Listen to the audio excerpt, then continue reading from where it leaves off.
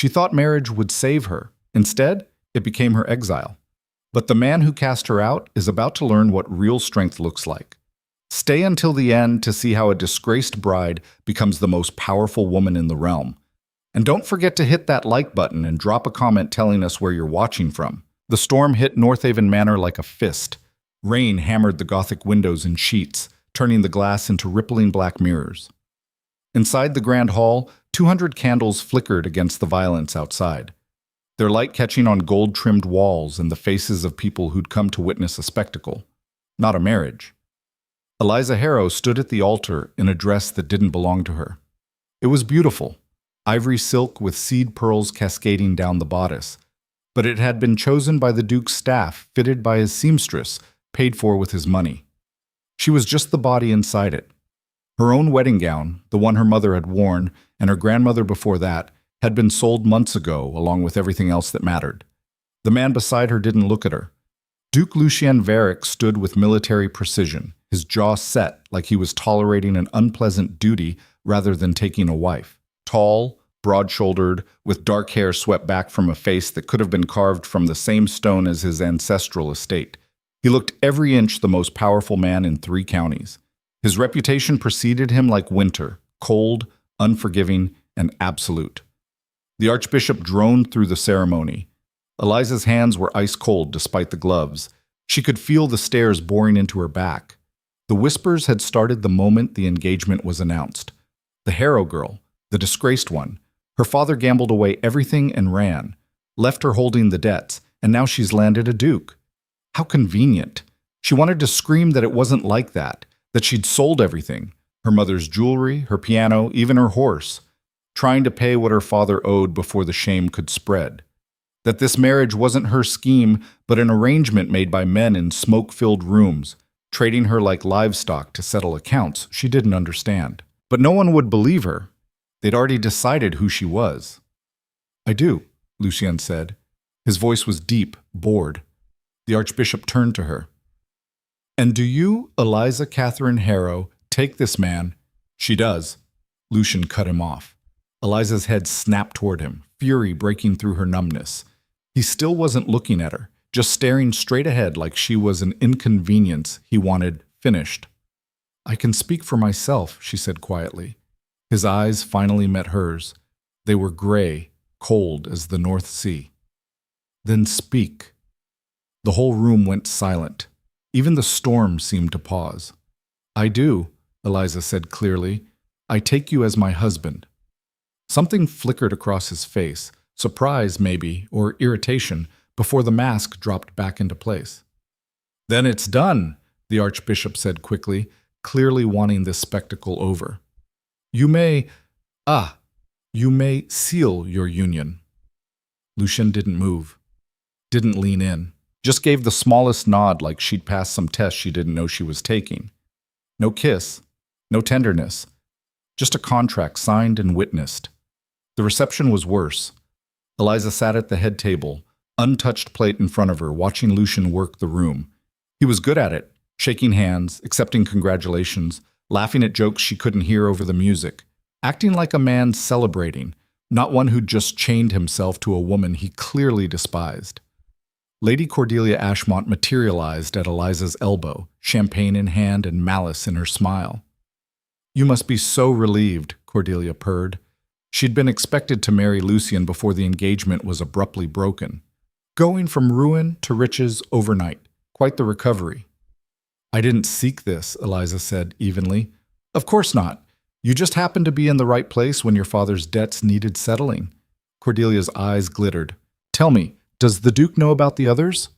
Eliza's stomach dropped. "What others?" "The men your father promised you to before Varick claimed you, Lord Pemberton, Sir Davies, even that merchant from Dover." She leaned closer. "Your father was shopping you around like prize cattle, highest bidder and all that." It wasn't true. It couldn't be true. But looking at Cordelia's satisfied smirk, Eliza realized it didn't matter what was true. Only what people believed. "Excuse me," she managed, standing abruptly. She made it to the hallway before her composure cracked, pressed her back against the cold stone wall, fighting to breathe through the corset that suddenly felt like iron bars. Running already? She spun. Lucian stood 10 feet away, blocking the path back to the reception. In the dim hallway light, he looked even more intimidating, all sharp edges and controlled power. I needed air, Eliza said. At your own wedding? It's not much of a wedding, his mouth tightened. No, it's a transaction. Let's not pretend otherwise. I'm not pretending anything. Anger finally overtook humiliation. You're the one acting like a martyr when you agreed to this as much as I did. I agreed to settle your family's debts in exchange for a wife of good standing. He moved closer, each step deliberate. What I got was a fortune hunter with a disgraced name and a father who fled his creditors like a coward. The words hit like slaps. You don't know anything about me, Eliza whispered. I know enough. He was close now, towering over her. I know you manipulated your way into this marriage. I know you're probably already calculating which of my assets you can access. I know women like you. You don't know anything. She shoved past him, headed for the stairs, the exit, anywhere but here. His hand caught her wrist. We're not finished. Let go of me. You're my wife now. We're going to have this conversation. Then have it tomorrow. Or next week? Or never. She yanked free, breathing hard. I'm done being your whipping post for crimes I didn't commit. For a moment, something almost like uncertainty crossed his face. Then it hardened again. Fine. Run to your rooms like a child, but understand this. He stepped back, every inch the Duke again. This marriage is a legal arrangement, nothing more. You'll have a roof over your head and food to eat. In return, you'll stay out of my way and out of my business. We'll maintain appearances in public. In private, we're strangers. That's the first thing you've said tonight that doesn't make me want to scream. His jaw clenched. You'll move to the East Wing tomorrow. I've had rooms prepared. How thoughtful. Don't test me, Eliza. Or what? You'll cast me out? She laughed bitterly. You already have. You just haven't made it official yet. She didn't wait for his response. Just gathered her skirts and climbed the stairs, each step taking her further from the reception, from the guests, from the husband who'd decided she was guilty before she'd even had a chance to speak. The bedroom they'd given her was beautiful and empty. Someone had laid out a silk nightgown, left a fire burning, turned down the covers like this was a real wedding night where a real couple might. She shoved the thought away and locked the door. Then she sat on the edge of that enormous bed in her borrowed dress and finally let herself cry. Not delicate tears, angry, frustrated sobs that shook her whole body, for her father who'd abandoned her, for the life she'd lost, for the man downstairs who'd married her just to punish her for sins that weren't hers. She cried until her throat was raw and her eyes were swollen and there was nothing left inside but a hard, burning core of determination. If Lucian Varick wanted a stranger for a wife, fine. She'd be a stranger. She'd be so far removed from his precious life that he'd forget he even had a wife. And maybe someday she'd figure out how to escape this beautiful prison he'd built around her. The knock came at dawn. Eliza hadn't slept. She'd spent the night staring at the ceiling, still in her wedding dress, listening to the storm finally exhaust itself. When the knock sounded, quiet but firm, she almost didn't answer. Mrs. Varick. A woman's voice. I'm Mrs. Kimball, the housekeeper. His Grace requests your presence in his study. Of course he did. Eliza dragged herself up, caught sight of herself in the mirror, dress wrinkled, face blotchy, hair a disaster, and didn't care. Let him see what his cruelty had wrought. She opened the door. Mrs. Kimball was older, gray-haired with kind eyes that flickered over Eliza's appearance and softened with something like pity. I'll have a breakfast tray sent to the study, she said quietly. Don't bother. I doubt I'll be staying long. The study was on the ground floor, oak-paneled and book-lined, with a massive desk that made Lucian look like a judge passing sentence, which, Eliza supposed, he was. He'd changed from his wedding clothes into riding gear, though the sun was barely up. Had he slept at all? His face was unreadable. Sit, he said, not looking up from the papers he was signing. Eliza remained standing. He glanced up, irritation flashing. I said sit. And I heard you. I prefer to stand. They stared at each other across the desk, a battle of wills neither wanted to lose. Finally, he set down his pen with deliberate care. I've made arrangements, he said flatly. There's a property on the northern edge of my lands. Blackthorn Cottage. Remote, but adequate. You'll live there. The words took a moment to register. You're sending me away? I'm giving you your own household, privacy, independence. His voice was clinical, like he was discussing livestock placement. You'll have a monthly allowance, a housekeeper, whatever you need within reason. This is my home. I'm your wife. In name only. We both know this marriage is a farce. A farce you created! She stepped closer, fury drowning out shock. You married me. You stood at that altar and made vows. Vows made under false pretenses. What false pretenses? What exactly do you think I've done? He stood abruptly, papers forgotten. I received a letter last night. During the reception. He pulled an envelope from his desk drawer, threw it down between them. From an associate in London, detailing your father's activities before he fled, the debts he accrued, the men he approached about selling you off. Eliza's hands went numb. I didn't know about any of that. Convenient. It's the truth. The truth is that you're a hero, and heroes are liars and schemers who've been bleeding my family's coffers for generations through bad investments and worse judgment. His voice was ice and iron. Your father gambled away a fortune that wasn't his, destroyed 3 families with his schemes, and when the walls closed in, he ran, leaving you to clean up his mess the only way you could, by trapping the wealthiest man desperate enough or stupid enough to take the bait. I didn't trap you. I didn't want this marriage any more than you did. Then we agree on something. He came around the desk, and Eliza had to force herself not to retreat. You wanted security. You have it. Just not here. So you're banishing me, on my wedding night. It's morning now, hardly dramatic. She laughed, a broken sound. You are truly the coldest man I've ever met. And you're a fortune hunter who almost succeeded, but I'm cutting my losses before you can do any more damage. He pulled a document from another drawer. Sign this. It waives any claim you might have to my assets beyond what I've already allocated. In exchange, you get your cottage, your allowance, and your freedom. You can live however you want as long as you stay out of my life. Eliza stared at the paper, at the careful legal language that reduced her entire existence to a financial arrangement. What if I refuse?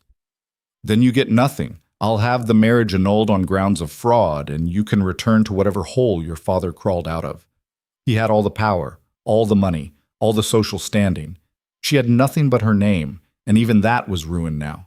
She should refuse out of principle, should fight him, But she was so tired, so completely hollowed out by the last few months of watching everything she loved slip away, by the shame of her father's crimes, by the weight of debts she couldn't pay and judgments she couldn't escape. Maybe exile was better than being a prisoner in this cold house with this colder man. Where do I sign? She heard herself say. Lucian's expression didn't change. He handed her a pen. Her hand shook as she signed. Eliza Catherine Harrow, or Varick now. Mrs. Lucian Varick, wife in name only, banished before the marriage bed was even warm. The carriage leaves in an hour, Lucian said, taking the document back. Mrs. Kimball will help you pack. I don't have anything to pack. It was all sold, remember? Then it should be a short hour. She turned to leave, got to the door before his voice stopped her. Eliza. She didn't look back. What? A pause. This is better for both of us. She gripped the doorframe hard enough that her knuckles went white. You know what the saddest part is? I actually believed, for about 5 minutes during that ceremony, that maybe you weren't as terrible as everyone said. That maybe there was something decent underneath all that ice. And now? Now I know they were being generous. She left before he could respond, left before she could cry again, left before the last fragile pieces of her composure shattered completely. The carriage ride north took 6 hours. Eliza watched the countryside change through rain-spattered windows. The manicured gardens of Northaven Manor gave way to wild forests, then rolling farmland, then increasingly barren moors that stretched toward mountains in the distance. Mrs. Kimball had tried to come with her. You shouldn't be alone, dear, not after everything. But Eliza had refused. She needed to be alone, needed time to think, to plan, to figure out how she was going to survive this fresh humiliation. The coachman, a gruff older man who'd introduced himself simply as Garrett, hadn't spoken a word. just loaded the single trunk of clothes that Mrs. Kimball had somehow assembled, closed the carriage door, and drove. Blackthorn Cottage appeared through the mist like something from a ghost story. It wasn't actually a cottage. It was a small manor house, 2 stories of weathered stone with ivy creeping up the walls and a slate roof that had seen better decades, isolated on a hillside with nothing but moorland around it, and a small village visible in the valley below. It looked lonely. It looked perfect. Garrett helped her down, carried her trunk to the door. "There's a housekeeper inside, Mrs. Dawes. She'll take care of you." "Thank you," Eliza said. He nodded, started back to the carriage, then paused. "For what it's worth, Mrs. Varick, the Duke's been different these past months. Angry, not himself." He cleared his throat, uncomfortable. "Maybe this'll blow over." Eliza managed a smile. "Maybe." But she knew it wouldn't. Lucian Varick had made his judgment and executed her sentence. He wasn't the kind of man who changed his mind. Mrs. Dawes turned out to be a plump woman in her 50s with flour on her apron and genuine warmth in her greeting. "Oh, you poor dear, come in, come in. In. I've got a fire going and stew on the stove. You must be frozen through." The inside of Blackthorn Cottage was better than Eliza expected. Old but clean, with worn furniture that looked comfortable rather than grand.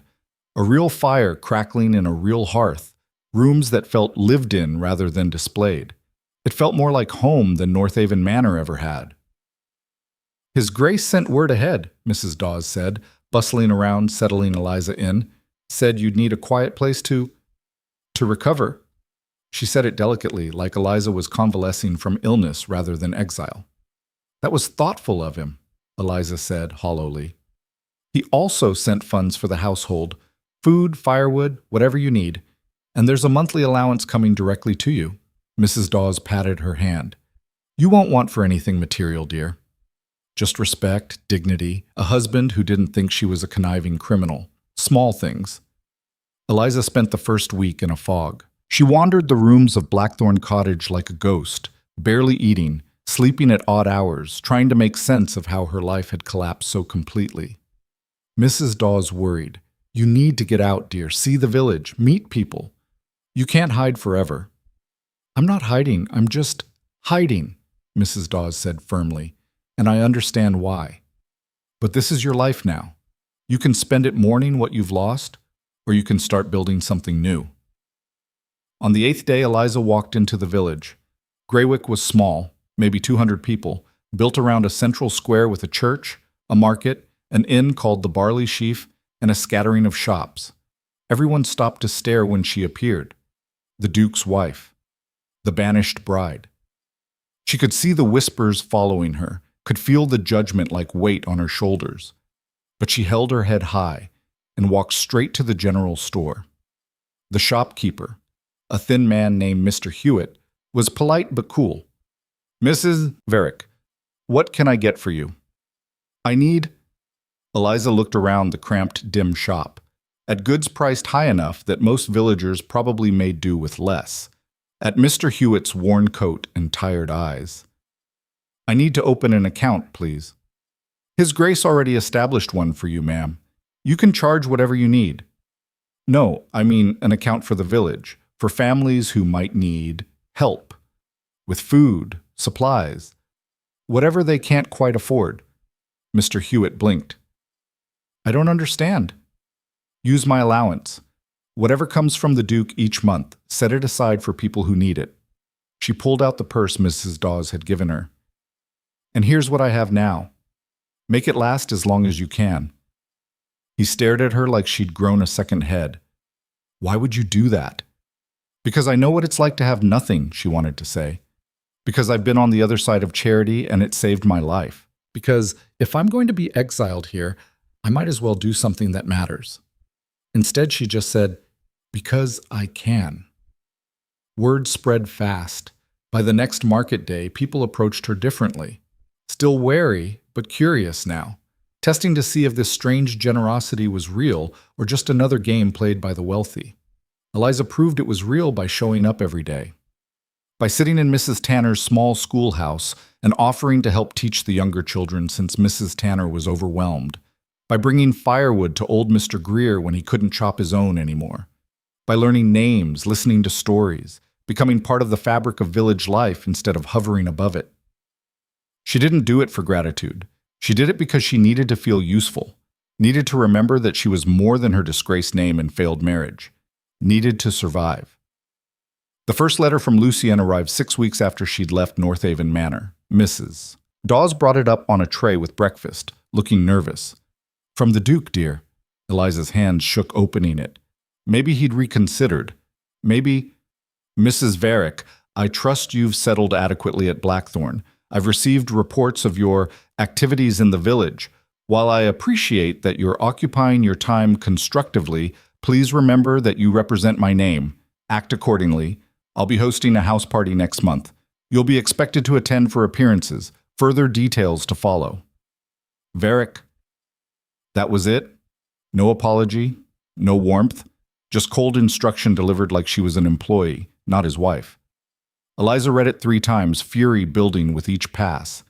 Then she went to the small writing desk in her room, pulled out paper and pen, and wrote back. Your Grace, I've settled quite well. Thank you for asking. My activities in the village consist of teaching children to read and helping families afford necessities. Hardly scandalous behavior. As for your house party, I regret that I cannot attend.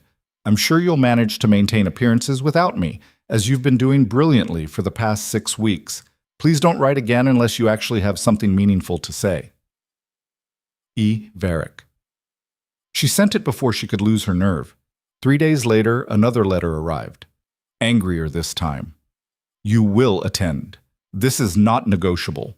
As my wife, you have obligations. Eliza threw it in the fire, unread past the first line. The next letter threatened to cut her allowance if she didn't comply. She wrote back that he could cut it entirely. She didn't need his money or his commands. It became a pattern, Lucian ordering, Eliza refusing.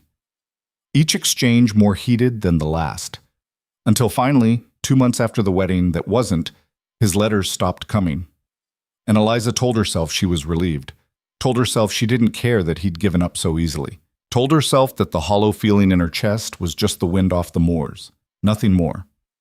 Winter settled over Greywick like a fist. Snow piled high, temperatures dropped brutal, and the village hunkered down to survive the season. Eliza worked harder. Organized food distribution when supplies ran low. Started a lending library in Mrs. Tanner's schoolhouse with books she ordered using what was left of her allowance. Sat with sick children when the fever swept through, holding their hands and telling stories until the crisis passed. She barely slept, barely ate. Drove herself to exhaustion every day so she wouldn't have time to think about the husband who'd cast her out or the life she'd lost. And slowly, so slowly she almost didn't notice, something shifted. The villagers stopped looking at her like the Duke's unwanted wife. Started seeing her as Eliza, just Eliza, who showed up when you needed her, who didn't put on airs, who worked as hard as anyone else and asked for nothing in return. You're one of us now, Mrs. Tanner said one afternoon, handing her tea in the warm schoolhouse. I don't think you realize what that means. Eliza wrapped her cold hands around the cup. What does it mean? It means you're home, dear. Whatever else happens, you've got a place here. For the first time since her wedding night, Eliza felt something other than anger or grief. She felt like maybe, just maybe, she was going to be okay. But late at night, alone in Blackthorn Cottage with only the wind for company, she still thought about Lucian, about the contempt in his eyes, about the judgment he'd passed without ever giving her a chance to defend herself. And she wondered if he ever thought about her at all, or if he'd already forgotten she existed. Spring came late to the moors that year, grudging and thin. Eliza stood in the garden behind Blackthorn Cottage, dirt under her fingernails, watching the first green shoots push through frozen earth. Mrs. Dawes had laughed when Eliza announced she wanted to plant vegetables. You're a duchess, dear, not a farmer. But Eliza had bought seeds anyway. She needed something to grow, something to prove that life could come from barren ground. She was on her knees in the mud when she heard the horses. 3 riders crested the hill, moving fast. Eliza stood, shading her eyes against the weak sun. Not Lucian, she'd recognize his rigid posture anywhere. These were strangers, dressed too fine for Greywick, their horses too expensive for casual travel. They stopped at her gate. "Mrs. Varick?" The lead rider was maybe 40, with silver threading his dark hair and a smile that didn't reach his eyes. "Forgive the intrusion. I'm Lord Pemberton. We have mutual acquaintances." The name hit like cold water. Pemberton. One of the men Cordelia had mentioned at the wedding. One of the men her father had supposedly— "I don't know you," Eliza said carefully. "Perhaps not personally, but your father and I had dealings before his unfortunate departure." Pemberton dismounted, his companions following suit. "I was hoping we might speak about settling his remaining obligations. My father's debts were settled through my marriage contract. Not all of them." He pulled papers from his saddlebag, walked toward her like he owned the place. "He owed me £12,000, borrowed it for a shipping venture that never materialized. The debt transfers to his estate, which, legally, now falls under your husband's purview." Eliza's stomach dropped. "That's not possible. The Duke's solicitors reviewed everything. They reviewed what they were shown. Your father was creative with his record-keeping." Pemberton held out the papers. "I have promissory notes. Signed and witnessed, all quite legal." She didn't take them. "Then take it up with the Duke. I have no authority over his finances." "Ah, but that's the problem. The Duke isn't answering my letters, and I'm not a patient man." His smile sharpened. "I thought perhaps a wife might have more influence than a stranger." "You thought wrong." "Did I?" He stepped closer. Too close. "You're living here alone, Mrs. Varick, quite isolated.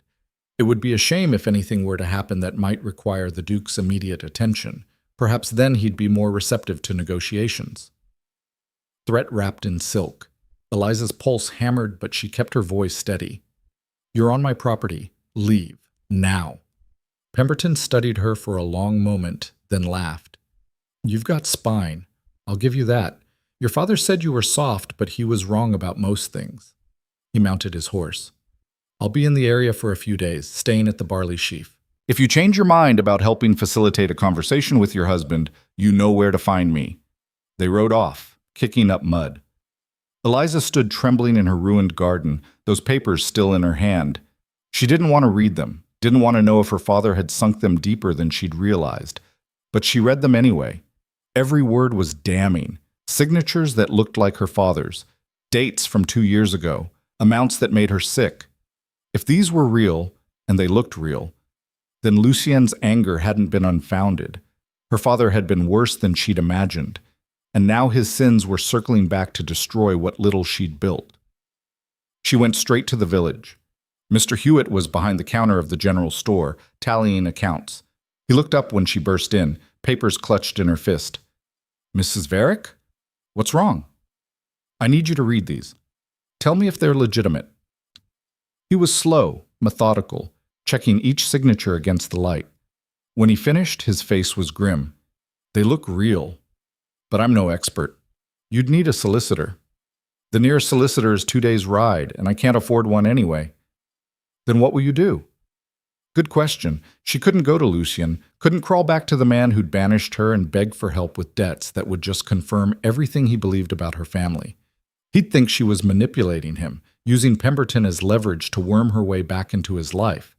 But if she didn't do something, Pemberton would, and his threats had been clear.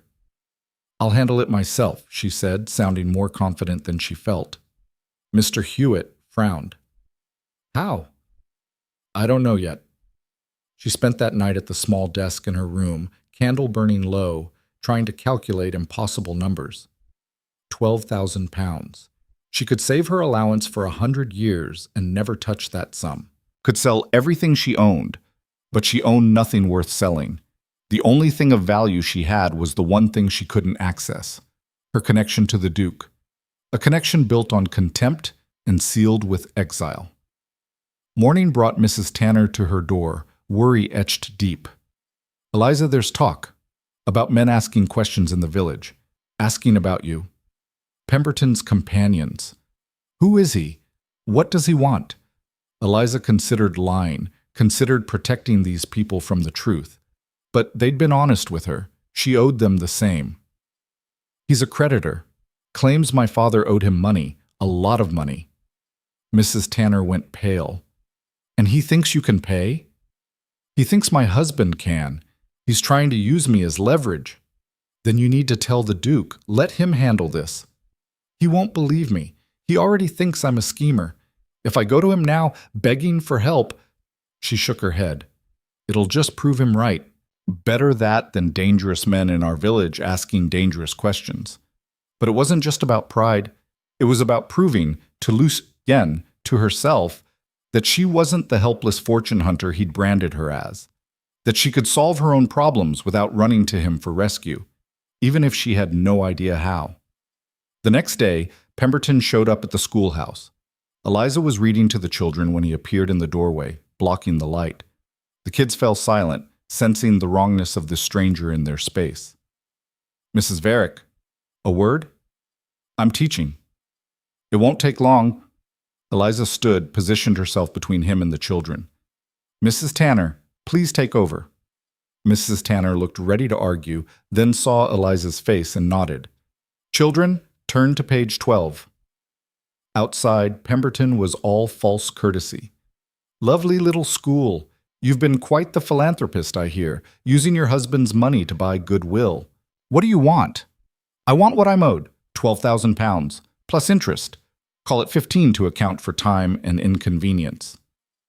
I already told you. I know what you told me.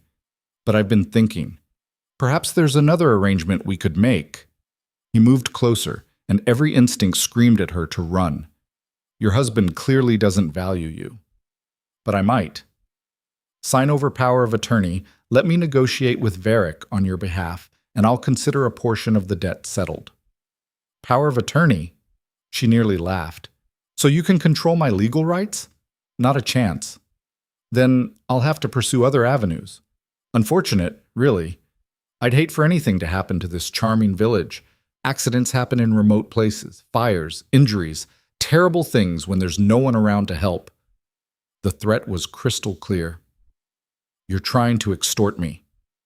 I'm trying to collect what's owed. How you choose to interpret that is your business. He tipped his hat. Think about it, Mrs. Varick. You have until the end of the week.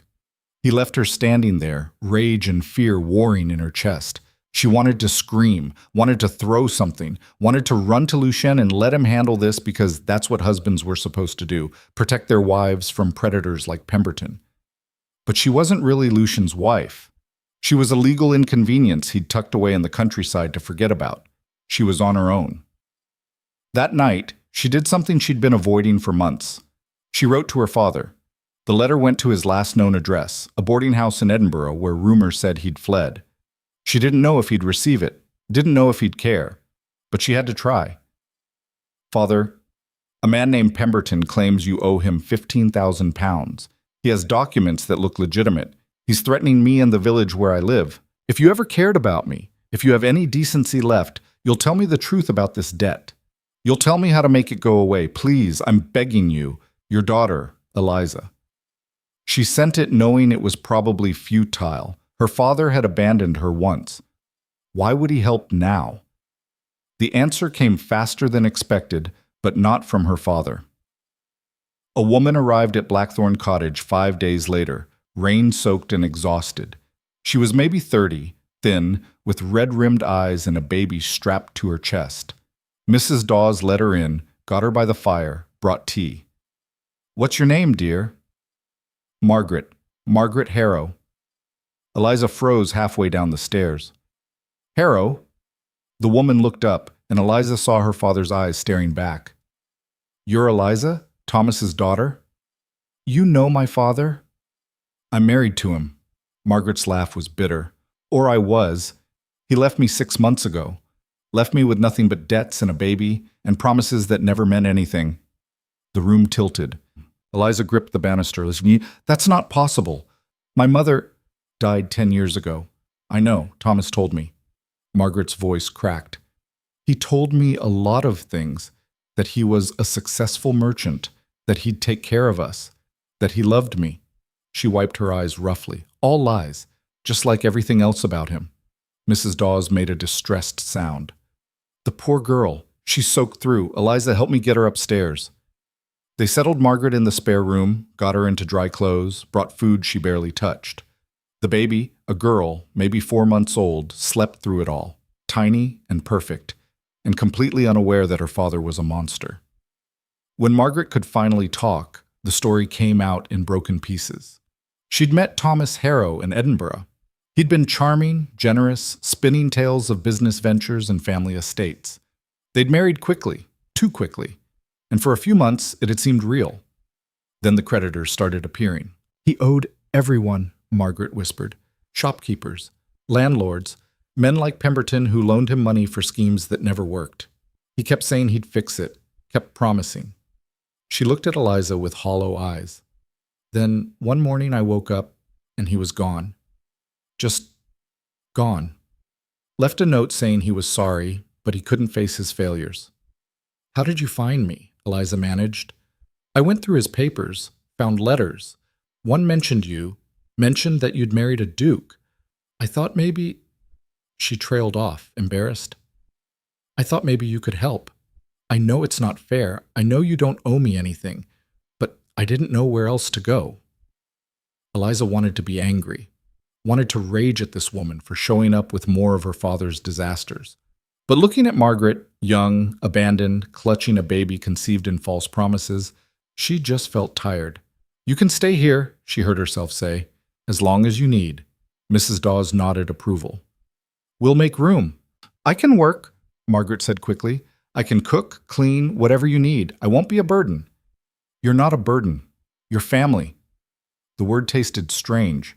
This woman was her stepmother. The baby was her half-sister.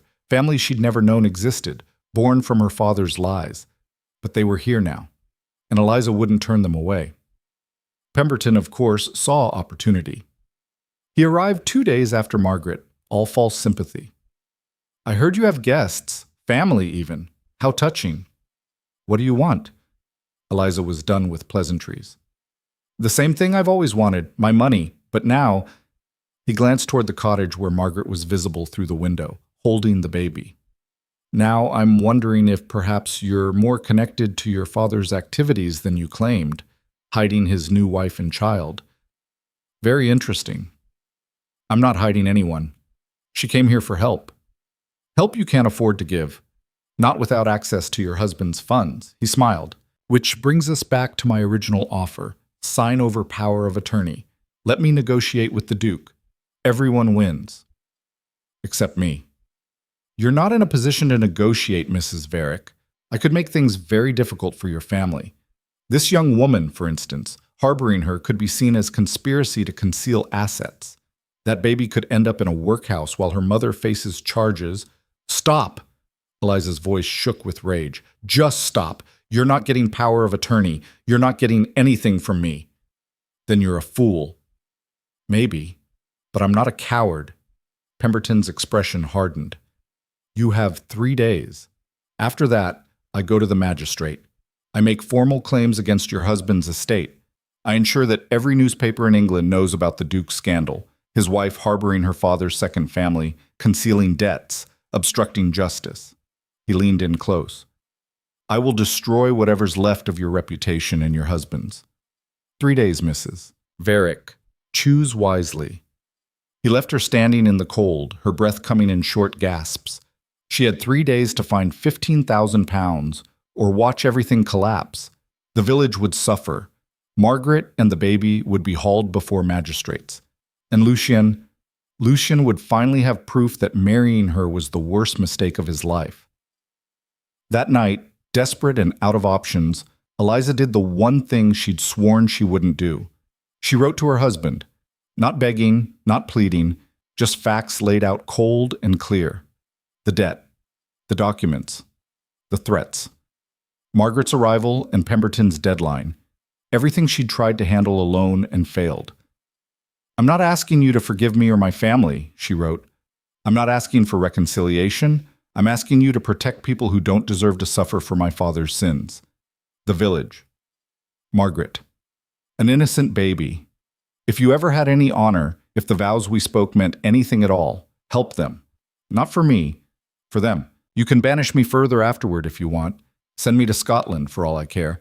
But don't let Pemberton destroy innocent people to get to you." She sealed it, gave it to Garrett to deliver personally, and then waited. 1 day passed. No response. 2 days. Nothing. On the morning of the third day, she woke to shouting outside. Pemberton was back, but he wasn't alone. He'd brought the magistrate, a severe man named Mr. Giddings, and 2 constables. They stood at her gate, official and threatening. "Mrs. Varick," Pemberton called, "your time is up. Mr. Giddings has agreed to hear my formal complaint." Eliza came outside in her dressing gown, hair loose, past caring about appearances. "On what grounds?" "Conspiracy to conceal assets, harboring fugitives, obstruction of debt collection." Pemberton's smile was triumphant. "Bring out Margaret Harrow. She's wanted for questioning regarding her husband's whereabouts and financial dealings." "She doesn't know anything." "Then she won't mind answering questions." Margaret appeared in the doorway behind Eliza, baby in her arms, face white with terror. "Please, I haven't done anything wrong." "That's for the magistrate to decide," Giddings said. He was all procedure, no mercy. "Mrs. Harrow, you'll need to come with us." "No." Eliza moved to block them. "She just had a baby. She's done nothing illegal. You can't just—" "Stand aside, Mrs. Varick. This is legal business." "This is extortion." "Careful," Pemberton warned. "Accusations like that could get you arrested, too." This was it. The moment everything fell apart. Eliza had gambled that Lucian would help and lost. Now she'd pay the price along with everyone else her father had destroyed. Then she heard hoofbeats. A single rider coming fast over the hill. Not a carriage, not the Duke's usual procession, just one man on horseback pushing hard. But she knew that posture, that rigid control. Lucian. He dismounted before his horse fully stopped, strode through her gate like he owned it, which technically he did. He was dusty from hard travel, unshaven, looked like he hadn't slept, and his eyes, when they found hers, burned with something she couldn't name. "What's going on here?" His voice cut through the chaos like a blade. Pemberton recovered first, all oily courtesy. "Your Grace, what an unexpected pleasure. I asked what's going on, not what you were doing." Giddings stepped forward. "Your Grace, I'm Magistrate Giddings. I've been asked to investigate claims of debt concealment and conspiracy involving your wife. Based on what evidence? Promissory notes signed by Thomas Harrow, which I've already reviewed. They're forgeries." Silence crashed down. Pemberton's face went red. "That's absurd. I have witnesses, documentation. You have forgeries.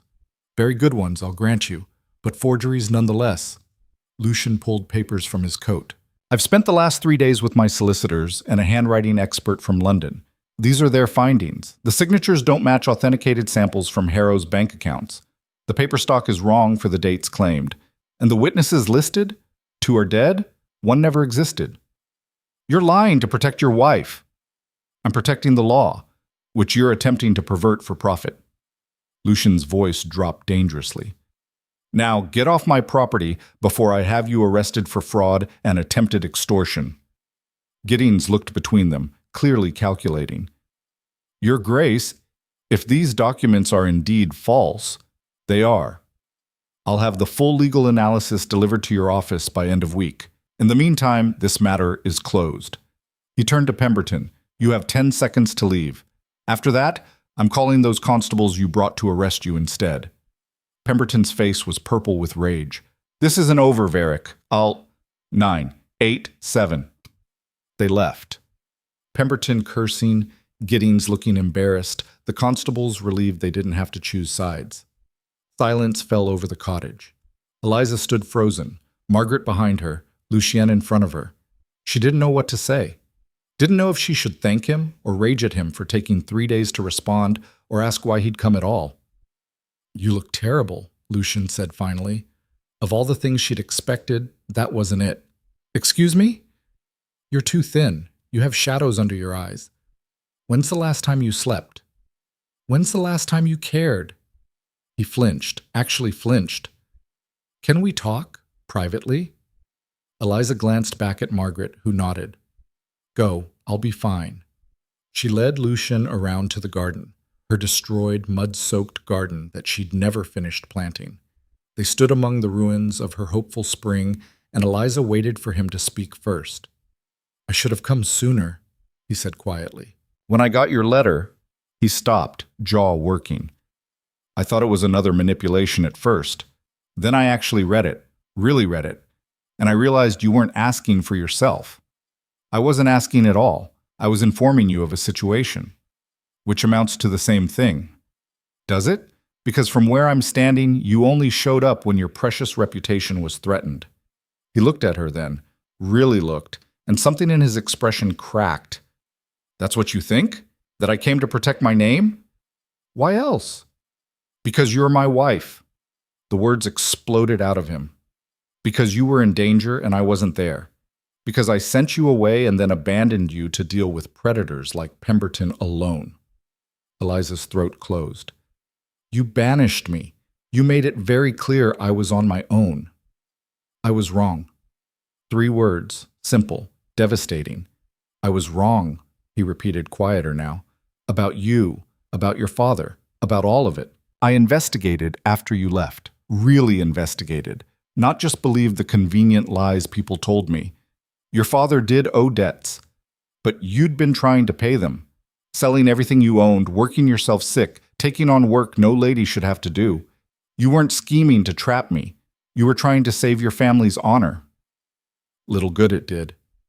"You still tried, while I—" He looked away, muscles jumping in his jaw. "While I believed the worst without question, judged you based on your name instead of your actions, sent you away like you were nothing." Eliza wanted to stay angry, wanted to throw his apology back in his face and tell him it was too little, too late, but she was so tired of anger, so tired of fighting alone. "Why now?" she whispered. "Why come now after months of silence?" "Because I couldn't stay away anymore." He met her eyes, and what she saw there made her breath catch. "I told myself I was done with you, that I'd made a clean break and could forget. But then I'd hear reports about what you were doing here, how you were helping the village, how you'd given up your entire allowance to feed families you didn't know, how you taught children and sat with the sick and never once complained about your circumstances. You were spying on me? I was trying to understand you, and the more I learned, the more I realized I'd destroyed something precious because I was too proud to look past my own assumptions." A crow called from somewhere distant. The wind moved through new grass. "I don't know how to forgive you," Eliza said finally. "I don't even know if I want to. I'm not asking for forgiveness. I'm asking for a chance to prove I'm not the man who banished you." He stepped closer, careful, like approaching something wild that might bolt. "Let me help. With Pemberton, with Margaret, with whatever you need. Not as the Duke, as your husband, as someone who owes you more than I can ever repay." Eliza studied his face, looking for the lie, the manipulation, the cold judgment she'd seen on their wedding night. But all she saw was exhaustion and something that looked almost like fear. "Margaret stays," she said. "And the baby, their family. Of course. And I don't move back to North Haven Manor. This is my home now." Something flickered across his expression, hurt maybe, but he nodded. "If that's what you want." "It is." "Then that's what you'll have." He pulled an envelope from his coat. "I've established a legal trust in your name, separate from my estate, enough that you'll never have to depend on my goodwill or anyone else's. It's yours. No conditions." She took it with shaking hands, opened it, saw numbers that made her dizzy. "This is too much. It's what you're owed, as my wife, as someone I wronged." His voice roughened. "I can't undo what I did, Eliza, but I can make sure you're never vulnerable again. Never at the mercy of men like Pemberton or me." "You're not like Pemberton. I'm exactly like him. I used power to hurt you when I should have used it to protect you." The truth of that settled between them, heavy and unavoidable. "What happens now?" Eliza asked. "That's up to you." Lucian stepped back, giving her space. "I can leave. Go back to North Haven and stay out of your life except for legal necessities. Or—" He stopped, seemed to gather courage. "Or I can stay. Here. Not in the cottage, I wouldn't presume, but in the village. Close enough to help if you need me. Far enough to give you room to decide what you want. Why would you do that? Because I want to earn your trust. Want to prove that I can be better than I was. Want... He looked at her with naked honesty. I want my wife back. Not the legal arrangement, not the obligation. The woman who stood up to me on our wedding night when she had every reason to stay silent. The woman who turned exile into purpose. That woman, if she'll have me. Eliza's heart was hammering. This was insane. He destroyed her, banished her, left her to struggle alone. She should send him away. Should protect herself from more hurt. But looking at him, dusty and unshaven and desperate, she saw something she'd never expected. She saw someone as broken as she was. You can stay, she said softly. In the village. We'll see what happens. The relief that flooded his face was almost painful to witness. Thank you. Don't thank me yet.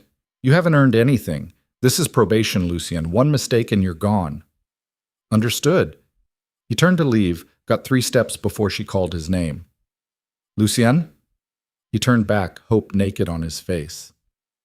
Thank you for coming when I needed you, even if it took 3 days.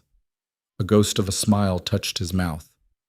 I would have come in 3 hours if I'd known, but I was halfway to Scotland tracking down your father when your letter reached me. You were what?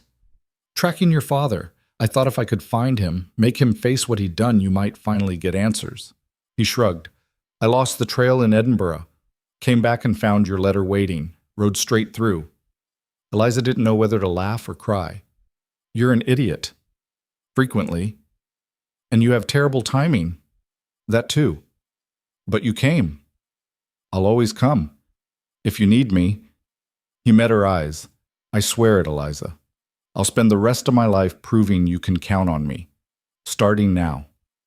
He left then, mounted his horse, rode down toward the village where he'd rent a room at the Barley Sheaf and sleep in a bed that wasn't his, in a place he didn't belong, just to be near her. Eliza watched him go, hand pressed to her chest where something tight was finally beginning to loosen. She didn't trust him, not yet, maybe not ever. But for the first time since that nightmare wedding, she thought maybe, just maybe, there was a chance they could build something real from the ashes of what they'd destroyed. Margaret was waiting when Eliza came back inside, the baby asleep against her shoulder. Is he gone? Her voice was small, uncertain. He's staying in the village, for now. Eliza sat heavily in the chair by the fire, suddenly exhausted. He says he wants to help. Do you believe him? That was the question, wasn't it? Eliza pressed her fingers to her temples, feeling the start of a headache. I don't know. Part of me wants to. The other part remembers how easily he threw me away. Margaret shifted the baby to her other shoulder, moved closer to the fire. Thomas was good at apologies too. Always sorry, always promising to change. She stared into the flames. But he never did. Just got better at hiding what he was. Lucian's not like my father. Isn't he? Powerful man who makes promises, breaks them, then shows up with grand gestures when it suits him? Margaret's laugh was bitter. Sounds familiar to me. The words stung because they weren't entirely wrong. But there was something different in Lucian's eyes today. Something raw that felt like truth rather than performance. Or maybe she was just desperate to believe in something good. Get some rest, Eliza said, standing. We'll figure everything out tomorrow. But tomorrow came with new problems. Eliza woke to shouting in the village square. She dressed quickly, ran down the hill to find half of Greywick gathered in angry knots, voices rising in accusation. Harboring criminals. Brought trouble right to our doorstep. Should have known better than to trust a harrow. Mr. Hewitt saw her approaching and broke away from the crowd, his face grim. Mrs. Varick, we need to talk. What's happened? Pemberton left, but his friends didn't. They've been spreading stories, saying you and that woman are working together to defraud the Duke, saying the whole debt situation was staged to extract money from Varick's estate. He lowered his voice. People are scared, Eliza. Scared that associating with you will bring trouble. Some are talking about asking you to leave. The words hit like a physical blow. Leave? This is my home. I know. And I tried to tell them that, but they're frightened, and frightened people don't think straight. A woman pushed forward from the crowd, Mrs. Brennan, whose son Eliza had tutored through pneumonia last winter. You brought this on us. Those men, those threats, we were fine before you came." "That's not fair," Eliza started, but more voices joined in. "My husband lost work because he was seen helping you. The magistrate was asking questions about all of us. We don't need your charity if it comes with this kind of danger." Eliza stood in the center of the storm, watching people she'd helped turn against her. People she'd fed, taught, sat with through illness. All of it meaningless now that fear had taken root. "Listen to me," she tried, but they weren't listening. "You should go back to your husband's manor. This isn't your place. We don't want you here anymore." The rejection was complete. Final. Then Lucien's voice cut through the chaos. "That's enough." He stood at the edge of the square, still in yesterday's clothes, hair uncombed, but he had that ducal authority wrapped around him like armor, and the crowd fell silent. "You want someone to blame for Pemberton?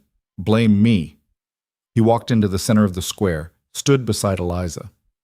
"I'm the one who married her. I'm the one whose name drew that vulture here. I'm the one who abandoned my wife and left her to face threats alone." He turned slowly, meeting every eye. "Your anger is justified, but it's pointed at the wrong person." "Your Grace," Mrs. Brennan said hesitantly, "we didn't mean—" "Yes, you did, and you're right to be angry. But Eliza has done nothing but help this village since she arrived.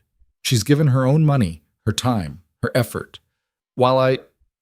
His jaw tightened. "While I did nothing. So if you want someone to leave, it should be me, not her." The crowd shifted uncomfortably. Mr. Hewitt cleared his throat. "Your Grace, no one's asking you to leave. We're worried. Those men made threats. What's to stop them coming back?" "Me." Lucian's voice was iron. "I'm posting guards around the village. Anyone who threatens Greywick or its people will answer to me personally. And I'm making it very clear through legal channels that Pemberton and his associates are being investigated for fraud. They won't dare show their faces here again." "You'd do that? For us?" Mrs. Tanner asked. "For my wife's home, which makes it mine too, whether you like it or not." Eliza stared at him. This was the Duke she'd heard about but never seen, commanding, protective, using his power for something other than cruelty. The crowd began to disperse, shamefaced, muttering apologies. When they were alone, Eliza turned to Lucian. "You didn't have to do that." "Yes, I did. They were right. This is my fault." He looked exhausted. "I should have protected you from the start. Instead, I became another threat you had to survive. You can't fix months of damage with one speech." "I know, but I can start trying." He glanced toward Blackthorn Cottage. "Margaret and the baby, are they settled?" "As much as they can be. Margaret's terrified. She thinks you'll have her arrested for being associated with my father. Tell her she's safe. I'll have papers drawn up establishing her legal independence from Thomas Harrow's debts. The baby, too. They're under my protection now." "Why?" "Because they're your family, which makes them mine." He said it simply, like it was obvious. "I meant what I said, Eliza. I'm here to help, whatever that looks like." Over the next week, Lucian proved it. He rented rooms at the Barley Sheaf and set up a makeshift office, handling estate business from the village instead of Northaven Manor. He brought guards, discreet but present, to patrol Greywick's borders. He met with every family Eliza had helped, learning names, hearing concerns, making it clear that protecting this village was now his priority. And he kept his distance from her. He didn't push for conversation, didn't demand her time or attention, just existed on the periphery of her life, available when needed but never intrusive. It was unsettling. Eliza found herself watching him from her window, seeing him help Mr. Greer repair a fence, watching him sit with village children in the square telling stories that made them laugh, observing him work late into the night by candlelight in his rented room. "He's trying," Mrs. Dawes said one evening, catching Eliza at the window. "Give him credit for that. Trying doesn't erase what he did." "No, but it's more than most men would do." Mrs. Dawes patted her arm. "You don't have to forgive him, dear, but you might consider letting him earn the chance." That night, Eliza did something impulsive. She walked down to the Barley Sheaf and knocked on Lucian's door. He answered in shirt sleeves, papers scattered across every surface. "Eliza, is something wrong?" "No, can we talk?" He stepped aside immediately, clearing space for her to sit. The room was small, cramped, nothing like the luxury he was used to. But he'd made it functional. Desk by the window, papers organized in stacks, a half-eaten meal forgotten on the side table. "You're living like a clerk," Eliza said. "I'm living like someone who has work to do." He poured her water from a pitcher. "What did you want to talk about? Why are you really here? And don't say it's to help. There are 100 ways you could help from Northaven Manor without sleeping in a village inn." He was quiet for a long moment. Then, "Because I can't fix what I broke from a distance. I can't understand what you've built here if I'm not part of it. And I can't—" He stopped, swallowed hard. "I can't prove I'm different unless you see it, every day. Not just grand gestures, just consistency. Being here, being reliable. That's all? No, the truth?" He met her eyes. "I don't want to be at Northaven without you. That house is empty, cold. Everything I thought mattered, the title, the estate, the power, it's all meaningless when the person I hurt most isn't there." Eliza's throat tightened. "You barely knew me when you sent me away." "I know, but I know you now. I've read every report about what you've done here, how you transformed this village, how you gave everything you had to help people who had nothing." His voice roughened. "You're extraordinary, Eliza, and I was too blind and arrogant to see it. You're saying what you think I want to hear. I'm saying what I should have said months ago." He moved closer, but didn't touch her. "I'm not asking for forgiveness. I'm asking for time. Time to show you I mean every word. Time to prove I can be the husband you deserved from the start." Eliza wanted to stay guarded, wanted to protect herself from more hurt. But looking at him, at the shadows under his eyes and the desperate honesty in his face, she felt something crack in her chest. "Okay," she whispered. "Okay?" "Time. You get time. But Lucian—" She held his gaze. "One betrayal. One lie. One moment where you make me feel like I did on our wedding night, and I'm done. Forever. Do you understand?" "Completely." "Then we'll see what happens." She left before she could change her mind, but she felt his eyes on her all the way back to the cottage. Things changed after that night, slowly, carefully, like two wounded animals circling each other, testing for threat. Lucian started joining her for morning walks. At first they barely spoke, just moved through the moorland in parallel silence, but gradually conversation came. Small things. The weather. Village gossip. Plans for spring planting. Then deeper things. "Tell me about your mother," Lucian said one morning as they climbed the hill behind Blackthorn Cottage. Eliza was quiet for a moment. "She was kind, patient. Everything my father wasn't." She picked her way over loose stones. "When she died, it broke something in him. Or maybe it just revealed what was already broken. He started gambling more, drinking more, making promises he couldn't keep." "You tried to save him." "I tried to save our family's name. There's a difference." She stopped at the crest of the hill, looking out over Greywick. "I didn't do it for him. I did it because I couldn't bear the shame of what he'd become. That's why you were so angry when I accused you of being a fortune hunter." "You think?" The old bitterness crept in. "I'd sold everything I owned trying to preserve some shred of dignity, and you looked at me like I was a scheming vulture." "I'm sorry." He said it quietly, but with weight. "I'm sorry for not looking deeper, for believing gossip over evidence, for hurting you when you were already drowning." Eliza wanted to tell him it was fine, that she'd moved past it, but that would be a lie. "I haven't forgiven you yet," she said instead. "I don't know if I can." "I know, but I'll keep trying anyway." That afternoon, disaster struck in a way no one expected. Eliza was at the schoolhouse when young Tommy Brennan burst through the door, face white with terror. "Mrs. Varick! Mrs. Varick, come quick! The river, it's rising fast, and my sister went to fetch water." Eliza was moving before he finished. "Where?" "The bend near Miller's field. She didn't come back, and Mum sent me to look, and the water's so high." They ran.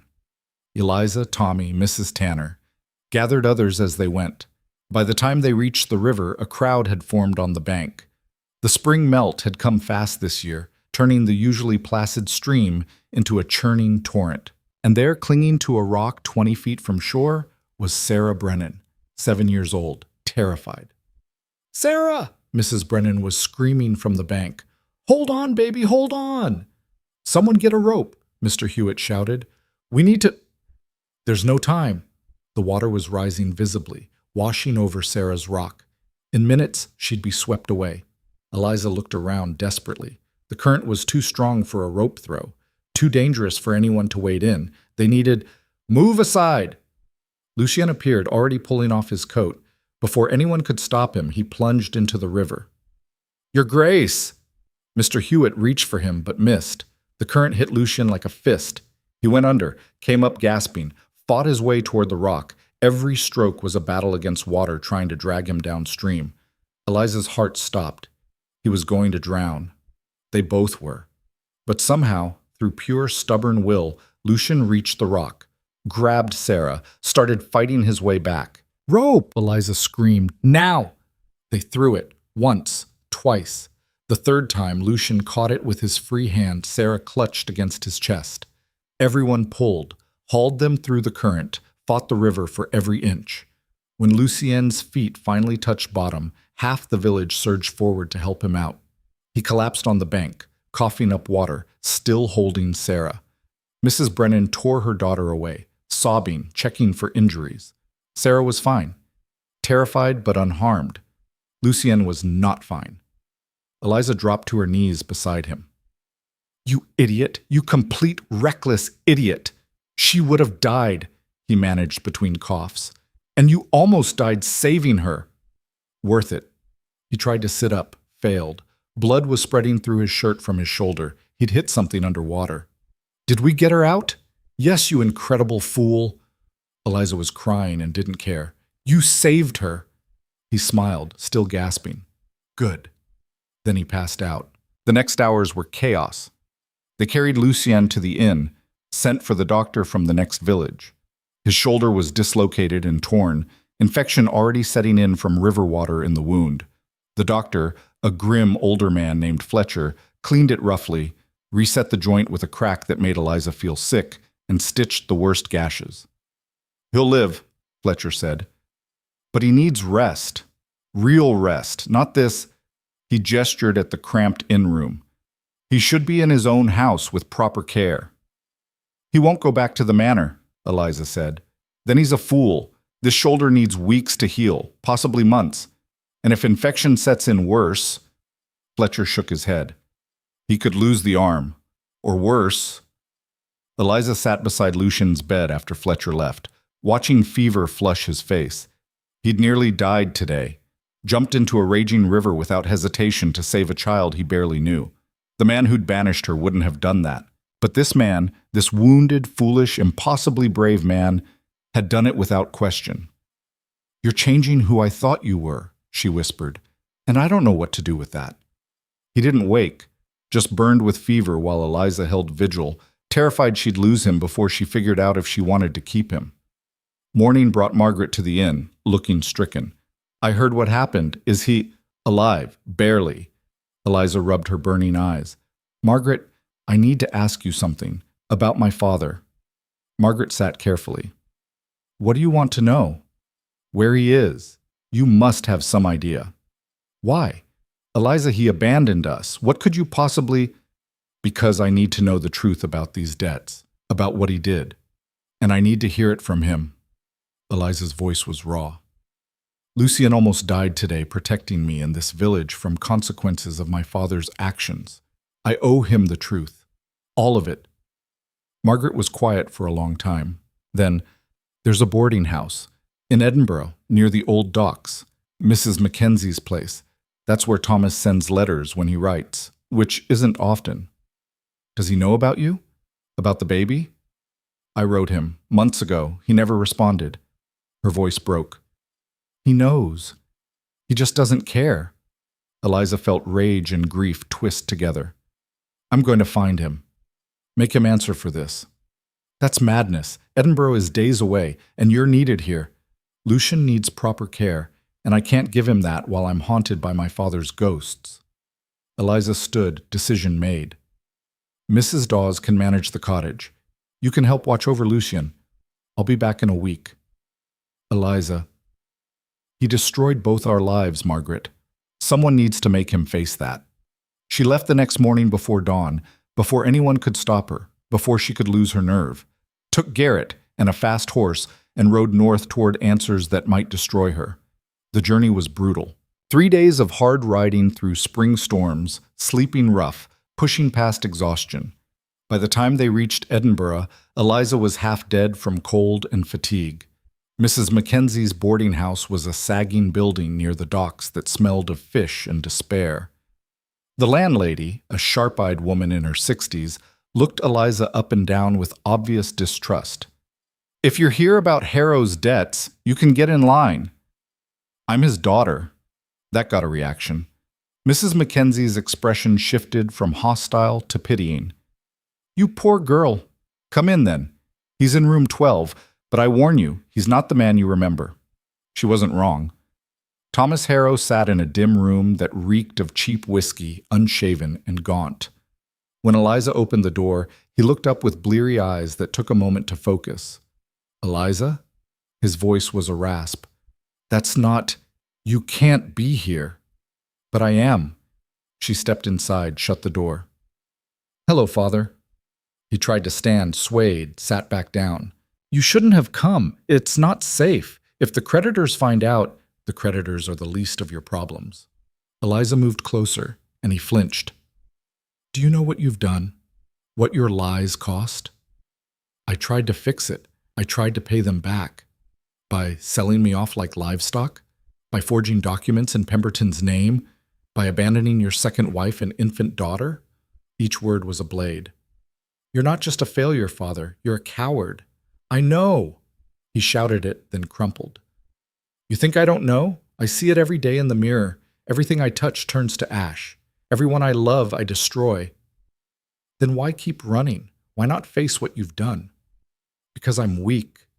He looked at her with eyes full of shame. "I'm not brave like you, Eliza. I never was. Your mother, she was the strong one. When she died, I lost the only thing keeping me from falling apart completely." "So you made that my responsibility? Made me clean up your disasters?" "I never wanted that. I thought if I could just make one good deal, win one big hand, everything would be fine. But it never was. And by the time I realized how deep the hole was, I couldn't see any way out except running." Eliza felt her anger crack, revealing the grief underneath. "I loved you. Despite everything, I tried to save you." "I don't deserve saving." "No, you don't." She pulled out the papers Pemberton had showed her. "These debts, which ones are real?" He looked through them with shaking hands. "Some are, some aren't.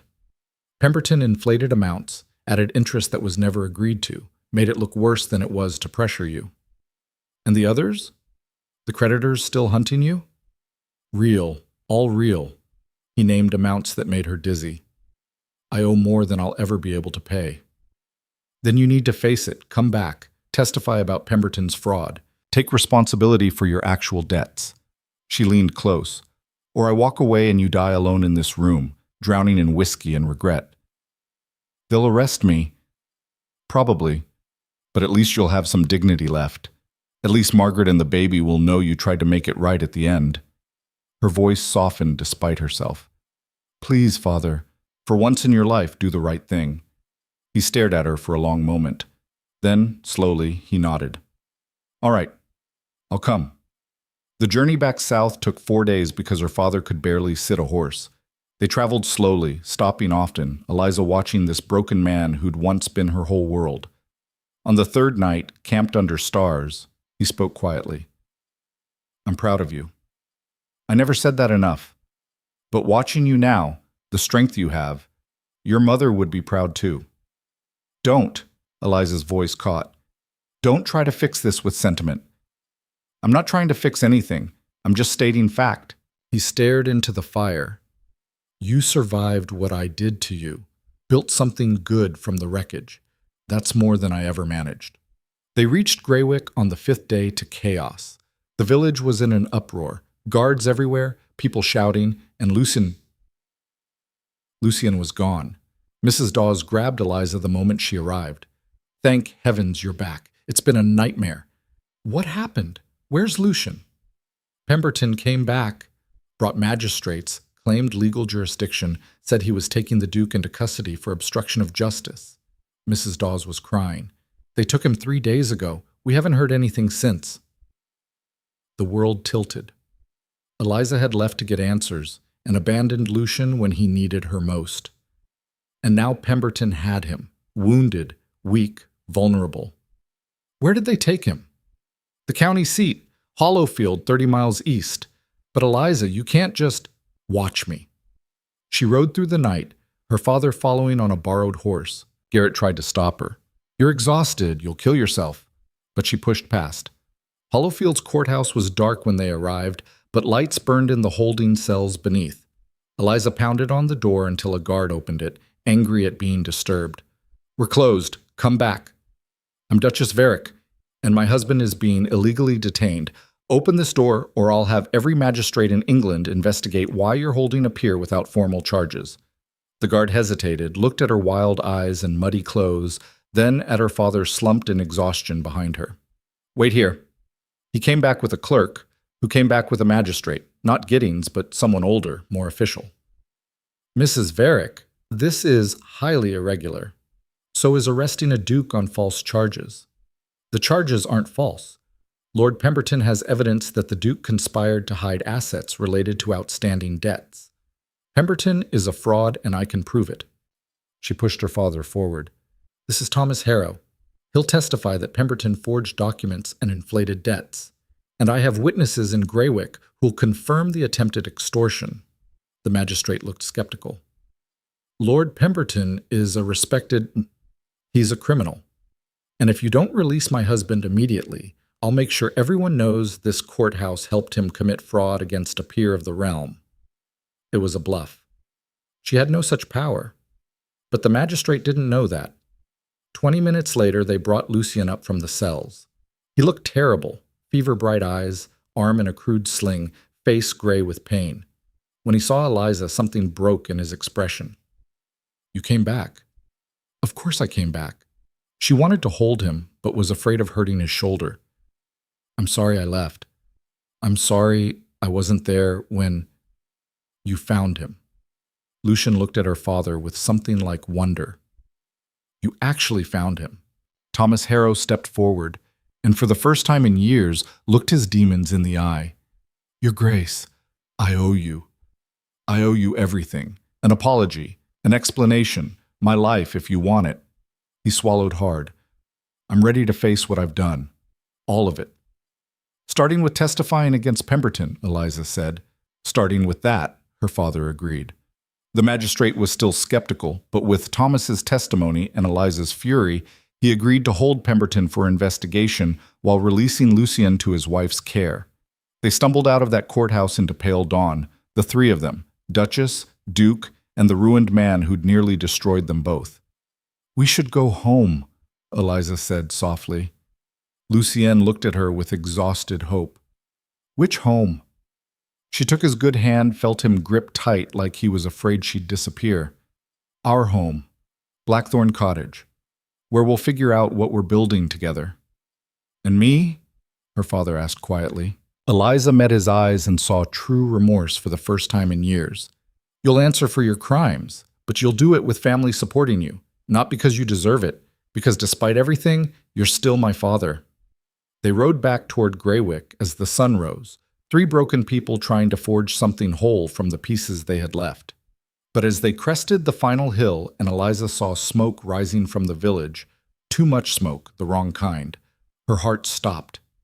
Something was burning, and as they raced down the slope, Eliza saw flames consuming what looked like half the village square, people running and screaming, and a figure on horseback riding away fast.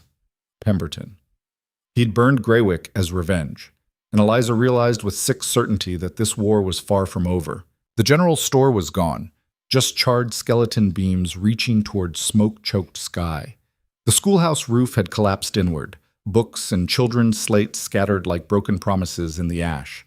Mrs. Tanner's cottage, the bakery, half the market stalls, all burning or already reduced to rubble.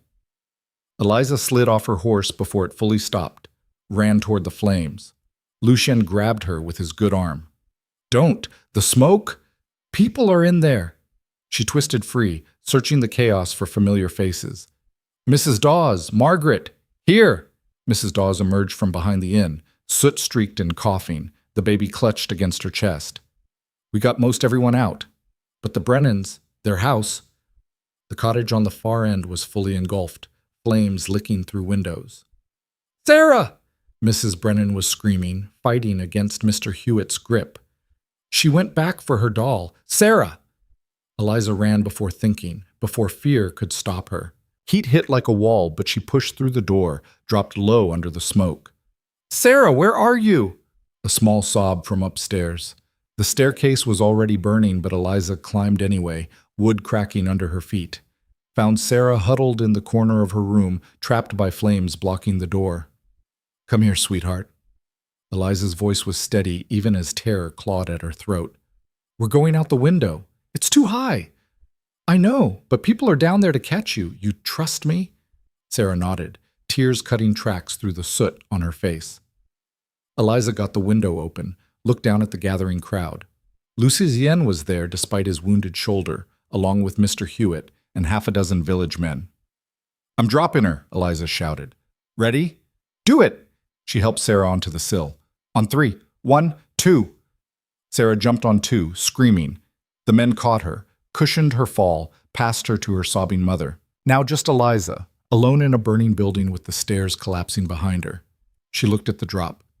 10 feet, maybe 12. She'd break something if she jumped, but staying meant dying. She was gathering courage when Garrett appeared at the window with a ladder, face grim. "Come on, Your Grace, quickly." She climbed down on shaking legs, collapsed when she hit solid ground. Lucian was there immediately, checking her for injuries despite barely staying upright himself. "You could have died," he said hoarsely. So could she.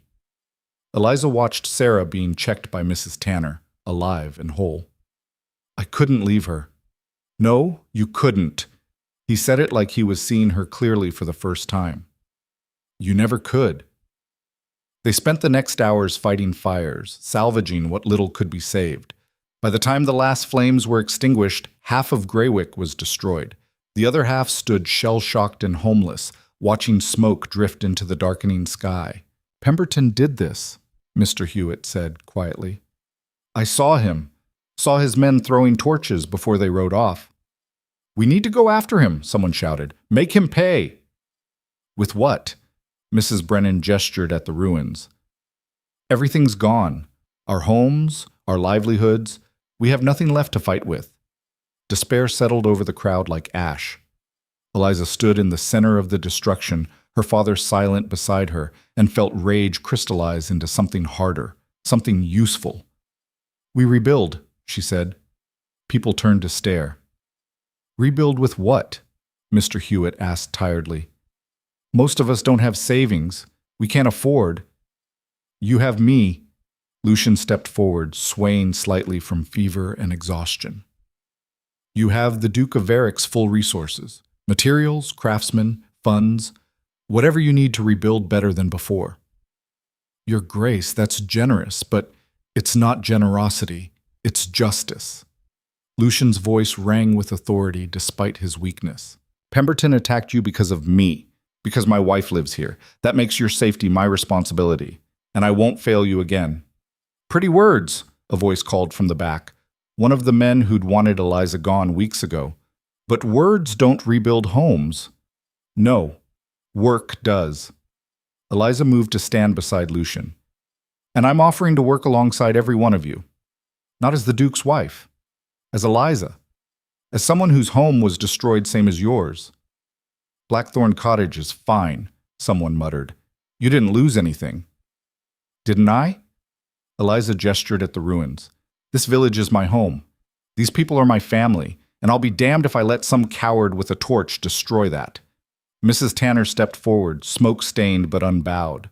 "I'm with her. We've survived worse than fire. We can survive this." "With what?" The skeptic again. "Winter's coming in 6 months. We can't rebuild that fast. We can if we work together." Eliza's mind was racing, calculating. The Duke provides materials and master craftsmen. We provide labor. Everyone who's able-bodied helps build. We start with shelter, temporary structures to get through the next months. Then we rebuild properly. Better foundations, fire-resistant materials, a real school building instead of Mrs. Tanner's cottage. That'll take months, years maybe. So we take years. Lucian's voice was raw but firm. I'm not leaving. Not until every building is restored and then some. This village will rise from these ashes stronger than before. You have my word. And mine, Eliza added. We do this together or not at all. The crowd shifted, murmuring. Then Mrs. Brennan spoke, her daughter clutched against her side. You saved Sarah, both times. Pulled her from the river, pulled her from the fire. Her voice broke. If you say we can rebuild, I believe you. Others nodded, slowly at first, then gathering momentum. I'm in, Mr. Hewitt said. My store's gone anyway. Might as well build it back better. We'll need a plan, Mrs. Tanner said. Organization. Someone to coordinate. Eliza. Lucian said it without hesitation. She knows this village better than anyone, knows what you need. All eyes turned to her. Eliza felt the weight of their trust and their doubt in equal measure. She was exhausted, smoke-damaged, still terrified from the fire. She had no experience running a reconstruction project, no training in architecture or planning, but she knew these people, knew their strengths, their resources, their hearts. All right, she said, here's what we do. They worked through the night making plans. Lucian sent riders to Northaven Manor with lists of needed supplies, lumber, nails, tools, canvas for temporary shelters. Eliza and Mrs. Tanner cataloged families, assigned temporary housing, figured out who could do what work. Thomas Harrow sat to the side, watching his daughter command a room with quiet authority. When there was a lull, he approached her carefully. You've become someone extraordinary, he said quietly. I don't know how, after everything I did. Don't. Eliza held up a hand. This isn't about you. This is about them, about people who've suffered enough already. I know, but I want to help. I'm not good for much, but I can keep books, track supplies, coordinate deliveries. He stopped at her expression. What? You're offering to work? Actually work? I owe you that. I owe everyone here that. He met her eyes. I know I can't fix what I broke, but maybe I can make some small part of it right. Eliza studied him, looking for the lie, the angle. But all she saw was a broken man trying to do one decent thing before the end. Fine. You work with Mr. Hewitt, track every penny, every board, every nail, and if I catch you stealing or lying or running, you won't, I swear it. She wanted to believe him, wasn't sure she could. But everyone deserved a chance to prove they'd changed, even him. Morning brought the first supply wagons from Northaven Manor, 3 massive carriages loaded with materials and workers. Lucian's steward, an efficient man named Morrison, took one look at the destruction and started organizing crews immediately. His Grace sent everyone he could spare, Morrison told Eliza. Carpenters, masons, roofers, said this takes priority over everything else. Even estate business? Especially estate business. He was quite clear, the Duke's wife's home comes first. Something warm unfurled in Eliza's chest. Lucian hadn't just promised resources. He'd made this village his priority despite having an entire duchy to run. She found him in what remained of the inn, feverish but insisting on helping plan construction. Mrs. Dawes was trying to force him into bed. You're ill, Your Grace. You need rest. I need to help. You need to not die of infection, Eliza said, entering. Mrs. Dawes is right. You're no good to anyone if you collapse. I'm fine. You're gray and shaking, and that shoulder's twice its normal size. She put her hand on his forehead, felt the heat radiating. When did you last let Fletcher check the wound? Yesterday, maybe. Liar, you haven't let anyone near it since they dragged you out of that cell. She turned to Mrs. Dawes. Get Fletcher, now. When the doctor arrived and cut away the makeshift bandages, the damage was worse than expected. The wound had festered, angry red lines spreading from the torn flesh. Fletcher's face went grim. This needs to be drained and cleaned immediately. It'll hurt like hell. Do it, Lucian ground out. They had to hold him down while Fletcher worked, cutting away infected tissue, flushing the wound with solutions that made Lucian go white with pain. Eliza gripped his good hand, felt him crush her fingers as Fletcher dug deeper. Almost done, the doctor muttered. Just need to... there. Lucian passed out, which was probably merciful. Fletcher bandaged him properly this time, then turned to Eliza. He needs 3 weeks of bed rest minimum. That shoulder won't heal if he keeps pushing himself. He won't listen.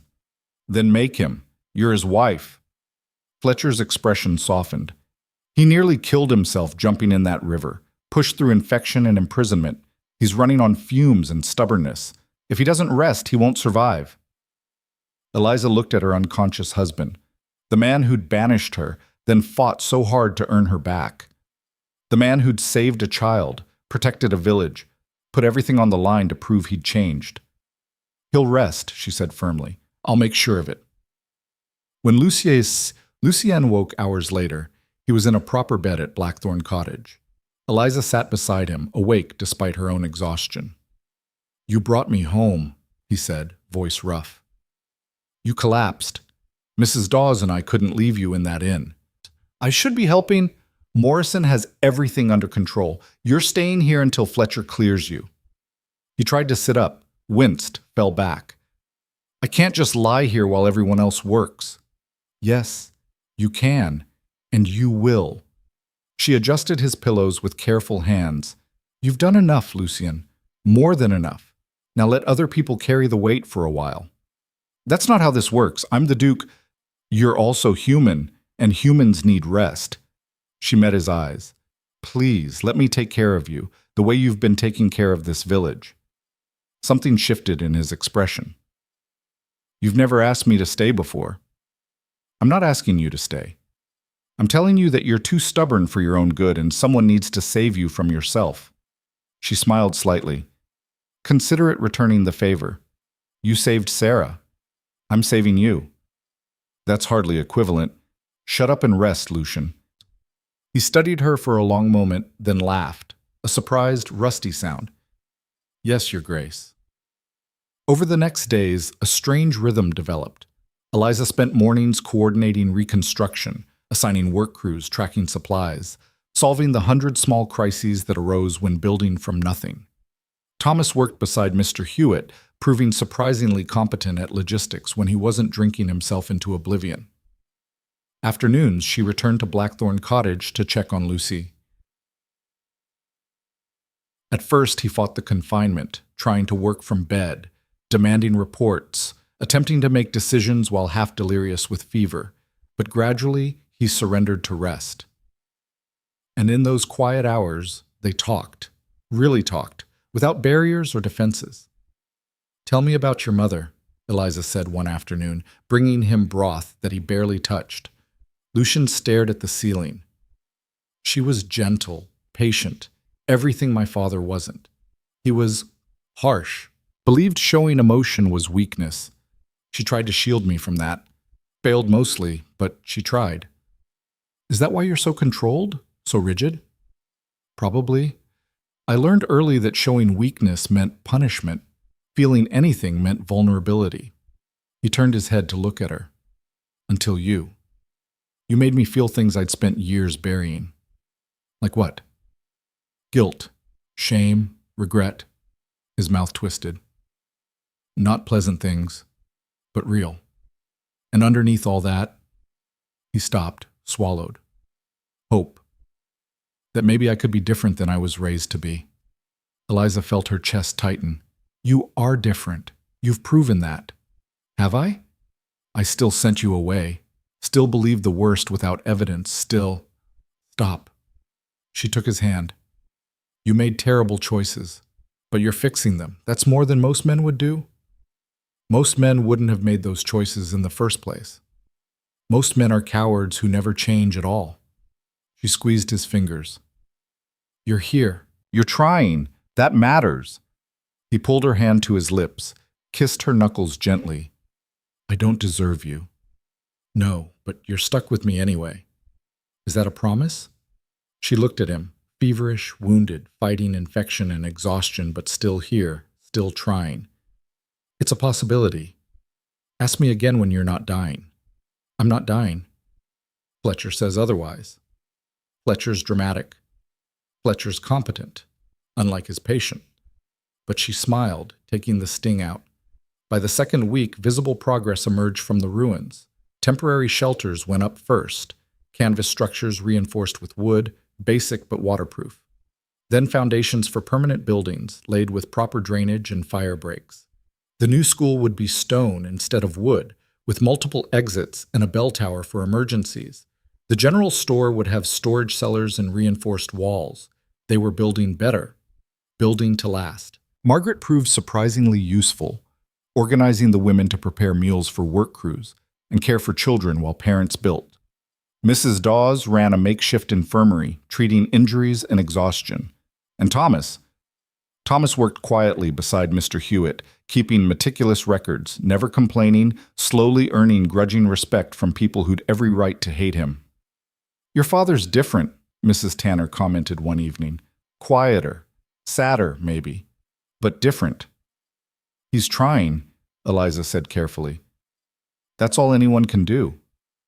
Some tries count more than others." Mrs. Tanner patted her arm. "But he shows up every day. That's something." The breakthrough came on day 16. Eliza was supervising the school construction when a rider arrived from Hollowfield. Not just any rider, Magistrate Giddings himself, looking nervous and official. "Mrs. Varick, I need to speak with you, and your father." Her stomach dropped. "What's happened?"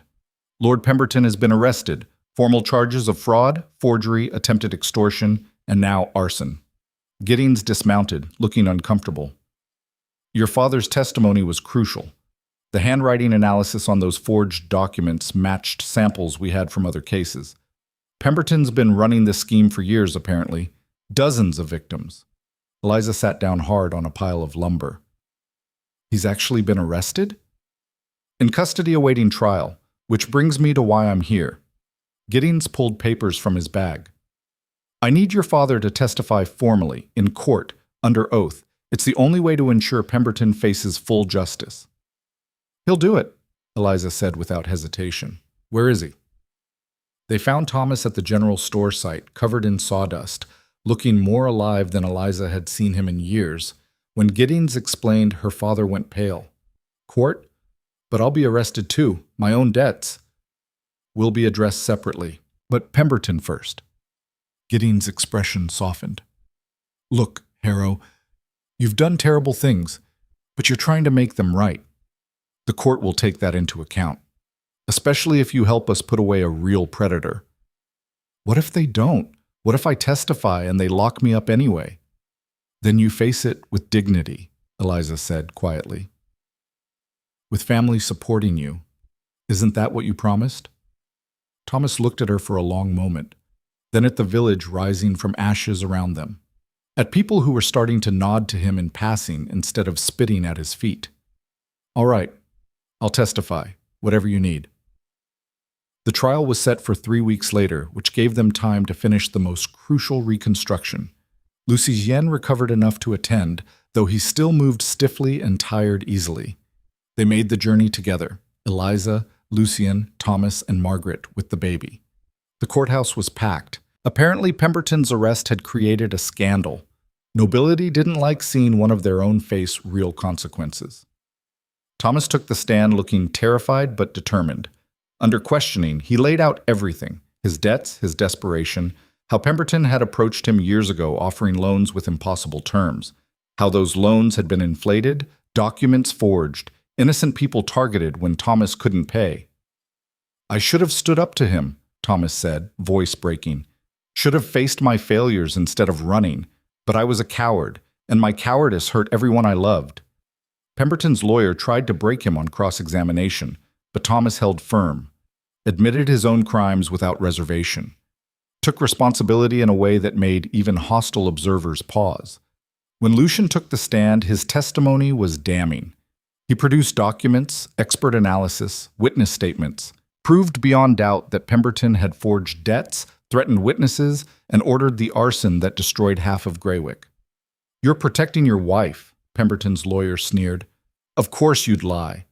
I'm protecting justice, Lucian said coldly. My wife needs no protection. She's proven stronger than any of us. I'm simply ensuring the man who tried to destroy her faces consequences. The jury deliberated for 2 hours, guilty on all counts.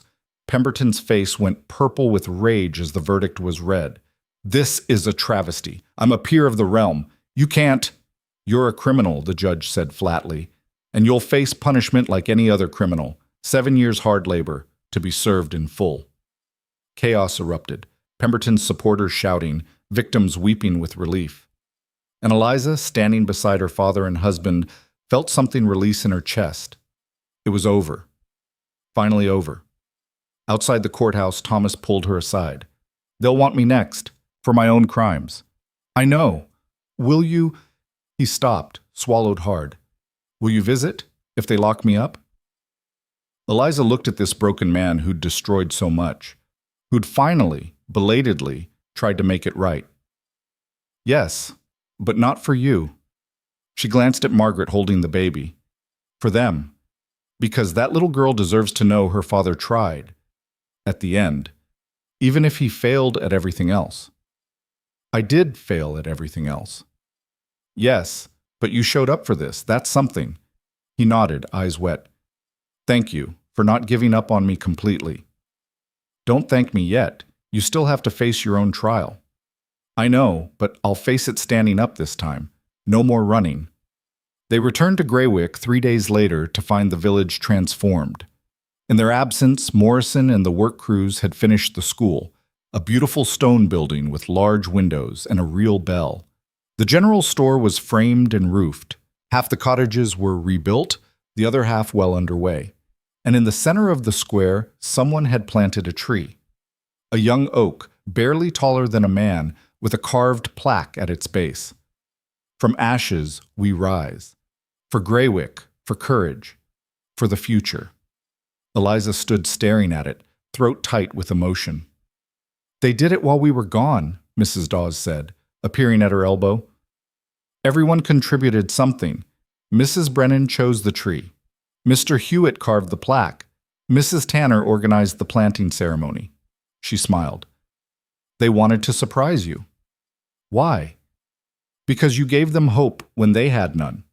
You stood with them when you could have run. You're not just the Duke's wife anymore, Eliza. You're theirs.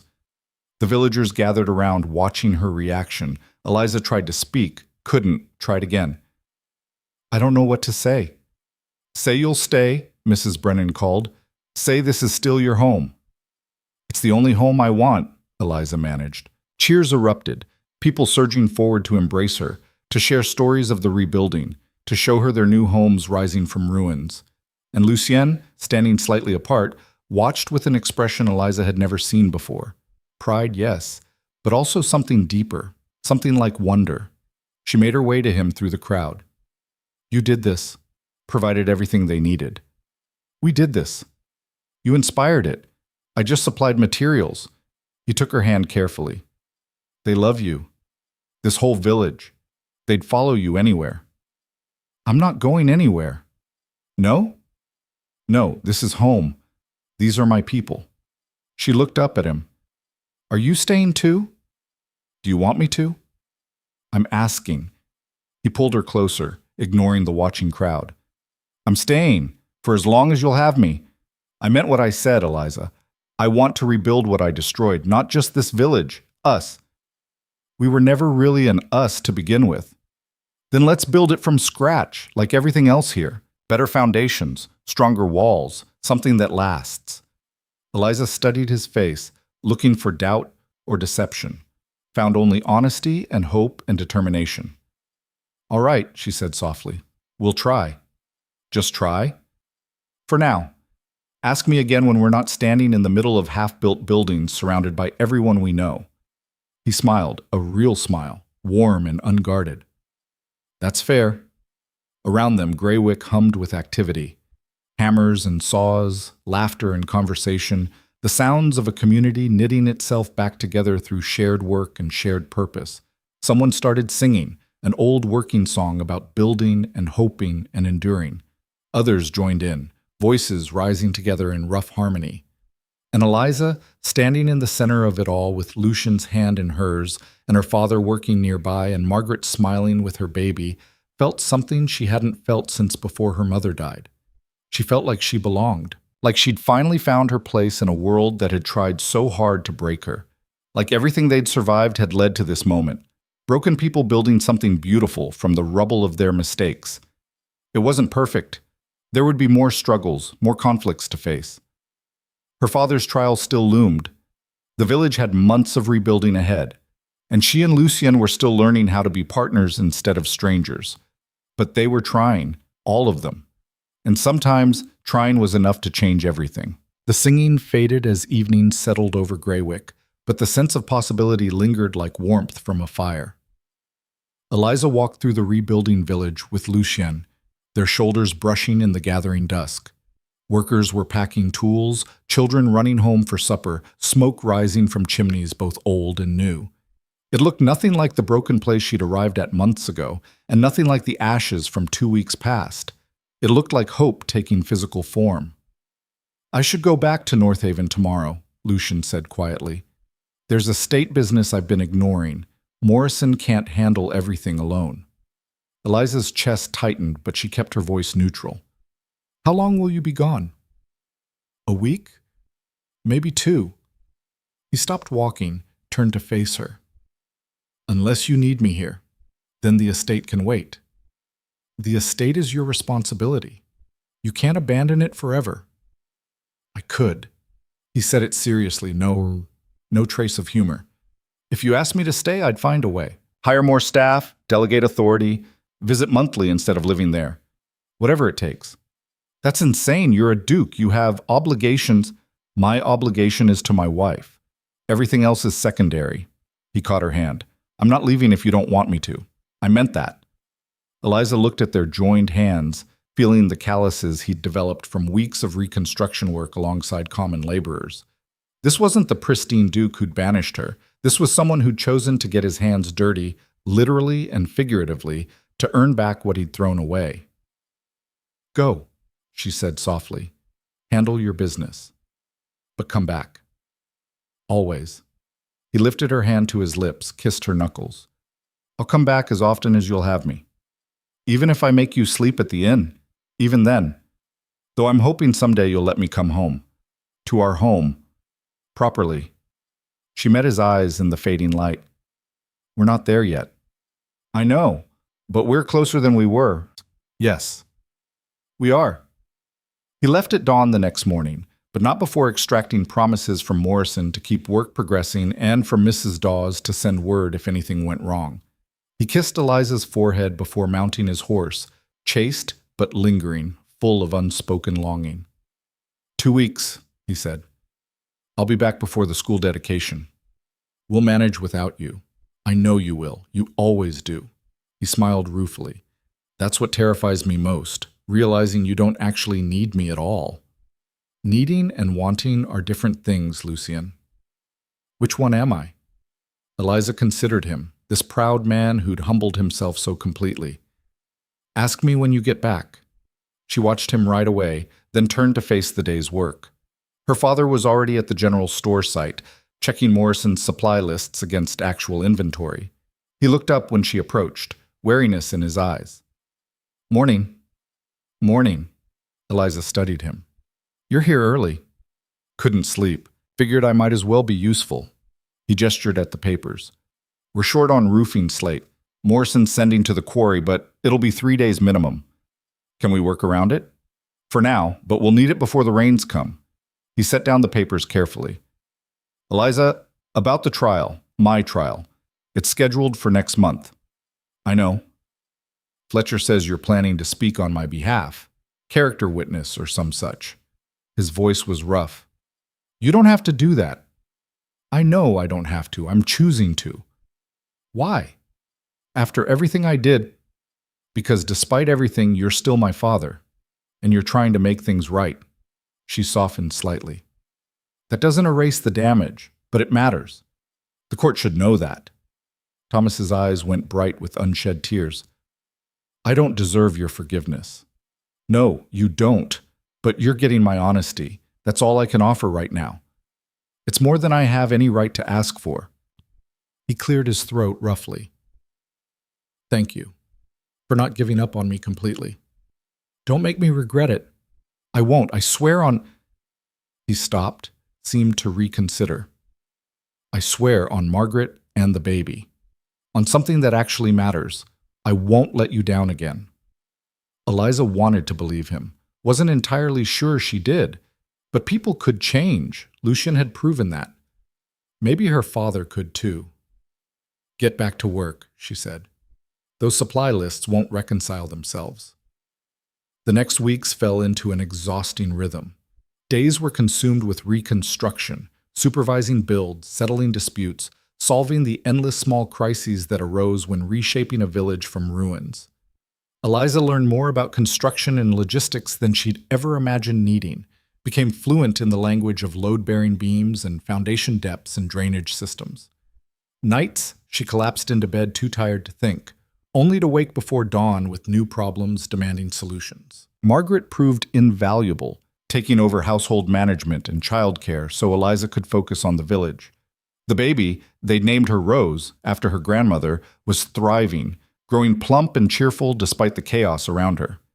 She likes it here, Margaret said one evening, watching Rose gum a wooden rattle. The noise, the people. She's never fussy anymore. Unlike her mother, Eliza teased gently. Margaret smiled. I was fussy, had every right to be. But this place, she gestured at Blackthorn Cottage, at the window overlooking the rebuilding village. It's good here. Feels like we might actually have a future instead of just surviving day to day. You do have a future. Whatever happens with my father's trial, you and Rose are family. You'll always have a place here. Even if they lock him up? Especially then. You didn't choose his mistakes. You shouldn't suffer for them. Margaret's eyes filled. Thank you. For everything. I know I just appeared on your doorstep with nothing but problems. You appeared with courage and a baby and hoped that someone would help. That's not nothing. Eliza squeezed her hand. We're sisters now, Margaret, in the ways that matter, and sisters take care of each other. Lucian returned on day 13, earlier than promised. Eliza was overseeing the school's window installation when she heard horses. Too many for a simple delivery. She turned to find not just Lucian, but a full entourage. Carriages loaded with furniture, craftsmen, and... Is that a piano? Mrs. Tanner breathed. It was. A beautiful upright in gleaming mahogany, being carefully unloaded from a reinforced wagon. Lucian dismounted, looking pleased with himself. For the school. I remembered you mentioned teaching music before everything. Thought the children might enjoy it. Eliza stared at the instrument that probably cost more than most families earned in 5 years. Lucian, this is too much. It's exactly enough. Every good school needs music. He moved closer, lowered his voice. And I know you had to sell yours. Thought maybe having one here would help. Her throat closed. He'd remembered that detail from months ago, before they'd even started speaking civilly. Had thought about what she'd lost and tried to replace it. Thank you, she managed. There's more. He gestured to the carriages. Desks, books, slates, maps, globes, everything Morrison said the school needed, plus some extras. And he pulled papers from his coat. I've established an endowment, funds specifically for teacher salaries, supplies, scholarships for children who show promise. It's permanent, protected legally. The school will never want for resources. Mrs. Tanner made a choking sound. Your Grace, I don't know what to say.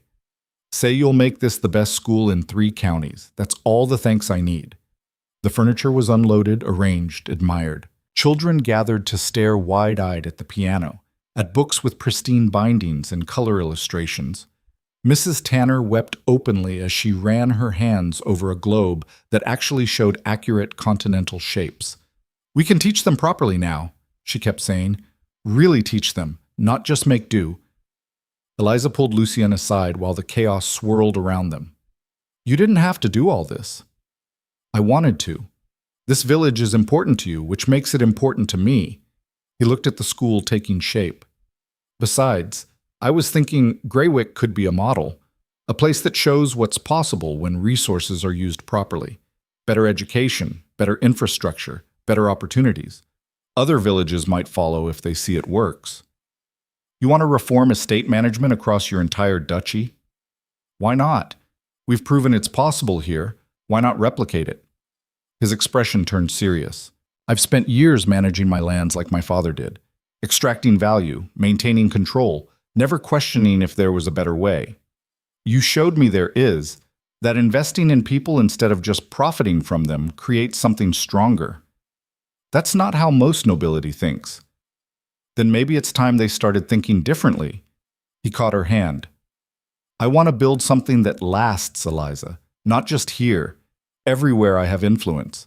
I want our legacy to be more than titles and estates. I want it to be the lives we improved, the opportunities we created, the future we helped build. Looking at him, eyes bright with genuine passion for positive change, Eliza felt something shift in her chest. This wasn't the cold duke who'd judged her on appearance.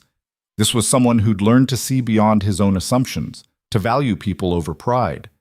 This was someone she could actually love.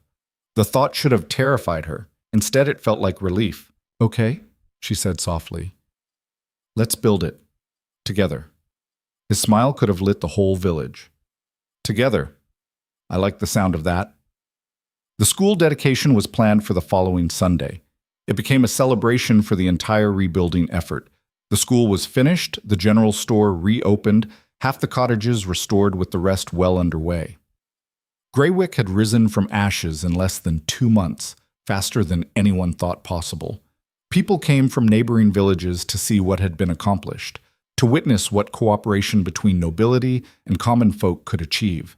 There were whispers, of course, speculation about the duke who'd become carpenter, the duchess who'd become builder, the village that had been transformed. But mostly, there was admiration. The morning of the dedication dawned clear and bright. The new oak in the square was budding, the school building gleaming in sunshine, people gathering in their best clothes despite the ongoing construction around them. Mrs. Tanner gave a speech about education and opportunity that made half the crowd tear up. Morrison presented plans for the next phase of Reconstruction. Children performed songs they'd learned on the new piano. Then Lucian stood to speak. I won't take much of your time, he began, because this isn't about me. This is about what you've accomplished through incredible hardship. You lost your homes, your livelihoods, everything you'd built over generations. And instead of despairing, you fought back. You rebuilt better, stronger, with vision for the future. He paused, looking at the crowd. But I need to be honest about my part in this. When my wife first came to Greywick, I sent her here as punishment. I believed terrible things about her based on rumors and prejudice. I failed her as a husband, failed my obligations as a peer, failed basic human decency. The crowd shifted uncomfortably. This wasn't typical noble speech-making. She had every right to turn bitter, to give up, to demand I take her back and restore her to comfort. Instead, she built a home here, made you her family, proved through action what I'd been too blind to see, that her worth had nothing to do with her father's sins and everything to do with her own character. He turned to look directly at Eliza. My wife taught me that real strength isn't control or power. It's showing up every day, even when it's hard. It's choosing compassion over judgment. It's rebuilding when everything's been destroyed. She taught me to be better than I was. And this village, your courage, your resilience, you've taught me what true nobility looks like. Lucian's voice roughened. It's not titles or estates. It's how you treat people when they're vulnerable. How you help instead of condemning. How you build instead of destroying. You've shown me what I should have been all along, and I'm grateful beyond words for that lesson. He stepped back from the speaking platform. So thank you for welcoming my wife when she had nothing, for teaching me humility, for building something beautiful from ruins. This is your achievement. I just got to be part of it. The applause started slow, then built to something thunderous. People surged forward to shake Lucian's hand, to embrace Eliza, to celebrate not just buildings but the transformation of hearts and minds that made those buildings possible. And in the center of it all, Eliza caught her husband's eye across the crowd and smiled. He smiled back, unguarded and real, and she knew with sudden clarity that she'd forgiven him. Not because he'd earned it through grand gestures, though those hadn't hurt, but because he'd changed fundamentally. Become someone who valued people over pride, connection over control. Become someone she could build a real marriage with. That evening, after the crowds dispersed and the celebration wound down, Eliza found herself walking back to Blackthorn Cottage with Lucian beside her. They'd fallen into this routine over the past weeks, evening walks where they talked about the day's work, the village's progress, everything and nothing. But tonight felt different, weighted with possibility. "I should get back to the inn," Lucian said when they reached her gate, but he didn't move to leave. "Or you could come inside," Eliza heard herself say. "Have tea. Talk properly instead of standing in the road." "Are you sure?" "No, but I'm doing it anyway." Inside, Mrs. Dawes had left tea things on the table and made herself scarce. Margaret was upstairs with Rose. The cottage was quiet, intimate in a way it hadn't been with all the chaos of recent weeks. Eliza poured tea with shaking hands. "I've been thinking about what you said today, about learning from mistakes." "Having regrets about forgiving me?" "No. Having realizations about myself." She sat across from him. "I spent so long being angry at you, justifiably angry. But I used that anger as armor too, kept you at distance because being close meant being vulnerable again. I don't blame you for that. I'm not blaming anyone, I'm just saying," she met his eyes, "I'm tired of being defended by armor, tired of being afraid that if I let you in completely, you'll hurt me again." Lucian set down his cup carefully. "Eliza, I'm not finished. You asked me before if I needed you or wanted you, and I've been avoiding answering because I didn't know." She took a shaky breath. "But I know now. I want you, not because I need protection or resources or status, because you make me want to believe in second chances, because you've proven people can change if they're willing to do the work, because," her voice dropped, "because I think I'm falling in love with the person you've become." The silence stretched so long Eliza worried she'd miscalculated badly. Then Lucian was moving, pulling her up from her chair, cupping her face in his hands, like she was something precious. "I fell in love with you months ago," he said roughly. "Watching you teach children in a one-room schoolhouse. Seeing you give away everything you had to feed families you barely knew. Witnessing you stand up to magistrates and rebuild from ruins without once asking for help. I fell in love with your strength and your stubbornness and your refusal to let the world make you cruel. Lucian, I don't deserve you, I know that. But if you're willing to try, if you're willing to build something real with me, I swear I'll spend the rest of my life being worthy of that gift." Eliza reached up, covered his hands with hers. "No more separate houses. No more visiting like strangers. If we're doing this, we're doing it properly. You'll come back to Northaven Manor? No, you'll stay here. At Blackthorn Cottage. With me." She smiled at his shocked expression. "This is my home, Lucian. Our home, if you want it. I'm not giving it up just because we're actually becoming married in truth instead of just legally. You want me to live in a cottage, permanently?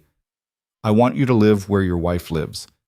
If that's a problem," he kissed her. It wasn't their first kiss. They'd exchanged brief, formal kisses at their wedding and a few times since. But this was different. This was hunger and relief and promise all at once. This was two people who'd fought through hell finally allowing themselves to want each other. When they broke apart, both breathing hard, Lucian rested his forehead against hers. "I'll live anywhere you are. Cottage, manor, tent on the moors. I don't care as long as we're together." "Good answer." Eliza pulled him closer. "Now kiss me again, properly this time, like you mean it." He did, and somewhere in that kiss, the last walls between them finally crumbled completely. Thomas Harrow's trial came 6 weeks later. The courthouse was less crowded this time. Pemberton's trial had been a scandal, but a minor noble facing justice for debt crimes drew less attention. Still, enough people came to fill the gallery, curious about the man whose daughter had married a duke, and whose testimony had helped convict a peer. Eliza sat in the front row with Lucian on one side and Margaret on the other, Rose sleeping against Margaret's shoulder. Her father stood before the judge, looking smaller than she remembered, gray and worn but standing straight. The charges were read: fraud, embezzlement, abandonment of debt. The evidence was presented: documents, testimony from creditors, a trail of financial destruction stretching back years. Thomas didn't contest any of it, pleaded guilty to everything, then asked to speak. Your Honor, I won't insult this court by making excuses. Everything you've heard is true. I gambled away money I didn't have, made promises I couldn't keep, ran when I should have faced consequences. I destroyed my family's name and nearly destroyed my daughter's life in the process. He paused, swallowed hard. I can't undo any of that. Can't restore what I took or repair what I broke. All I can do is tell the truth and accept whatever punishment you deem fair. I'm guilty. I'm sorry. And if given the chance, I'll spend whatever time I have left trying to be better than I was. The judge, an elderly man named Whitmore, studied him over spectacles. Mr. Harrow, you understand that the crimes you've admitted to carry significant prison time. I do, Your Honor. And you're willing to accept that sentence? Yes, Your Honor, I am. Whitmore shuffled papers. The court has received several letters on your behalf, character witnesses speaking to your recent behavior, a Mrs. Tanner, a Mr. Hewitt, even the Duke of Varick himself. They describe a man who's spent the past months working to repay debts, helping rebuild a village, showing genuine remorse through action rather than just words. Thomas looked startled. I didn't ask them to, No, they volunteered, which speaks to something. Whitmore leaned forward. The law requires punishment for your crimes, but it also allows for mercy when circumstances warrant. You've made genuine efforts at restitution, helped convict a worse criminal, shown capacity for change. He paused significantly. Therefore, I'm sentencing you to 5 years imprisonment with the possibility of reduction for good behavior. Additionally, you'll be required to make monthly restitution payments to your creditors from any funds you earn. If you maintain good behavior and make consistent payments, your sentence may be reduced to 2 years. Relief and grief crossed Thomas's face in equal measure. Thank you, Your Honor. I won't waste this chance. See that you don't. Well, they took him into custody immediately. But before the guards led him away, Thomas turned to Eliza. Thank you for speaking for me, for bringing Margaret and Rose to watch, for not giving up on me completely. His voice broke. I love you. I'm sorry I failed you so badly, but I love you. I know, Eliza whispered. I love you too, Father. Try to come back better. I will. I promise. She watched them take him away, then turned into Lucian's embrace and let herself cry, not for what was lost. That grief was old, worn smooth by time, but for what might be possible if her father actually kept his word this time. Greywick's full reconstruction took another 4 months. By autumn, every building was restored and improved. The school stood solid and beautiful, filled with students from Greywick and neighboring villages. The general store was twice its original size with proper storage and modern fixtures. Cottages had been rebuilt with better insulation, safer chimneys, more spacious layouts, and the tree in the square had grown tall enough to provide actual shade, its branches spreading over the place where ash and despair had once reigned. Eliza stood under that tree on a crisp October morning, watching villagers go about their business. Children running to school, merchants opening shops, families secure in homes they'd built with their own hands. Penny for your thoughts? Lucian appeared beside her, 2 cups of tea in hand. Just thinking about how much has changed. She accepted the tea, leaned against him comfortably. A year ago I was being banished here. Now I can't imagine being anywhere else. No regrets? About what? Being exiled? Watching everything burn? Nearly losing you to infection? She smiled. Well, maybe some regrets about the burning part, but the rest... She turned to face him. The rest gave me this, gave us this. I can't regret that. Lucian set down his tea, pulled her close. I'm supposed to host a gathering at Northaven next month. Noble friends, estate business, the usual tedious affair. But I was thinking, what if we hosted it here instead? Showed them what we've built, made them see what's possible when you invest in people instead of just managing them. You want to parade nobility through Greywick? I want to show them an alternative to the way they've always done things. Some will dismiss it, but maybe a few will see what we see, that there's a better way. He smiled. Besides, I'm tired of pretending we have two lives. I want people to know that the Duchess of Varick doesn't live in a grand manor. She lives in a village she helped rebuild, in a cottage she made home, and that her husband is proud to live there with her. Liza's heart swelled. You really don't care what they think, do you? I care what you think, what Greywick thinks, the people who matter. He tucked a strand of hair behind her ear. Everyone else can adjust or not. I don't care either way. That's very Duke of you. Is it? I thought I was being very unduke. No, this is exactly what a duke should be. Someone who uses power to protect and improve, not just to control. She kissed him softly. You've become the man you were always supposed to be. Just took a while to get there. I had a good teacher. They stood together under the tree, watching their village come to life around them. Later there would be work. There was always work. Plans to make, problems to solve, futures to build. But for this moment, they simply existed in the space they'd created together. A place where second chances were possible, where broken people could heal, where love could grow from the most unlikely soil. Margaret emerged from Blackthorn Cottage with Rose on her hip, waving cheerfully. Are you two coming to breakfast or standing around being romantic all morning? Can't we do both? Eliza called back. Not on my schedule. I made eggs and they're getting cold.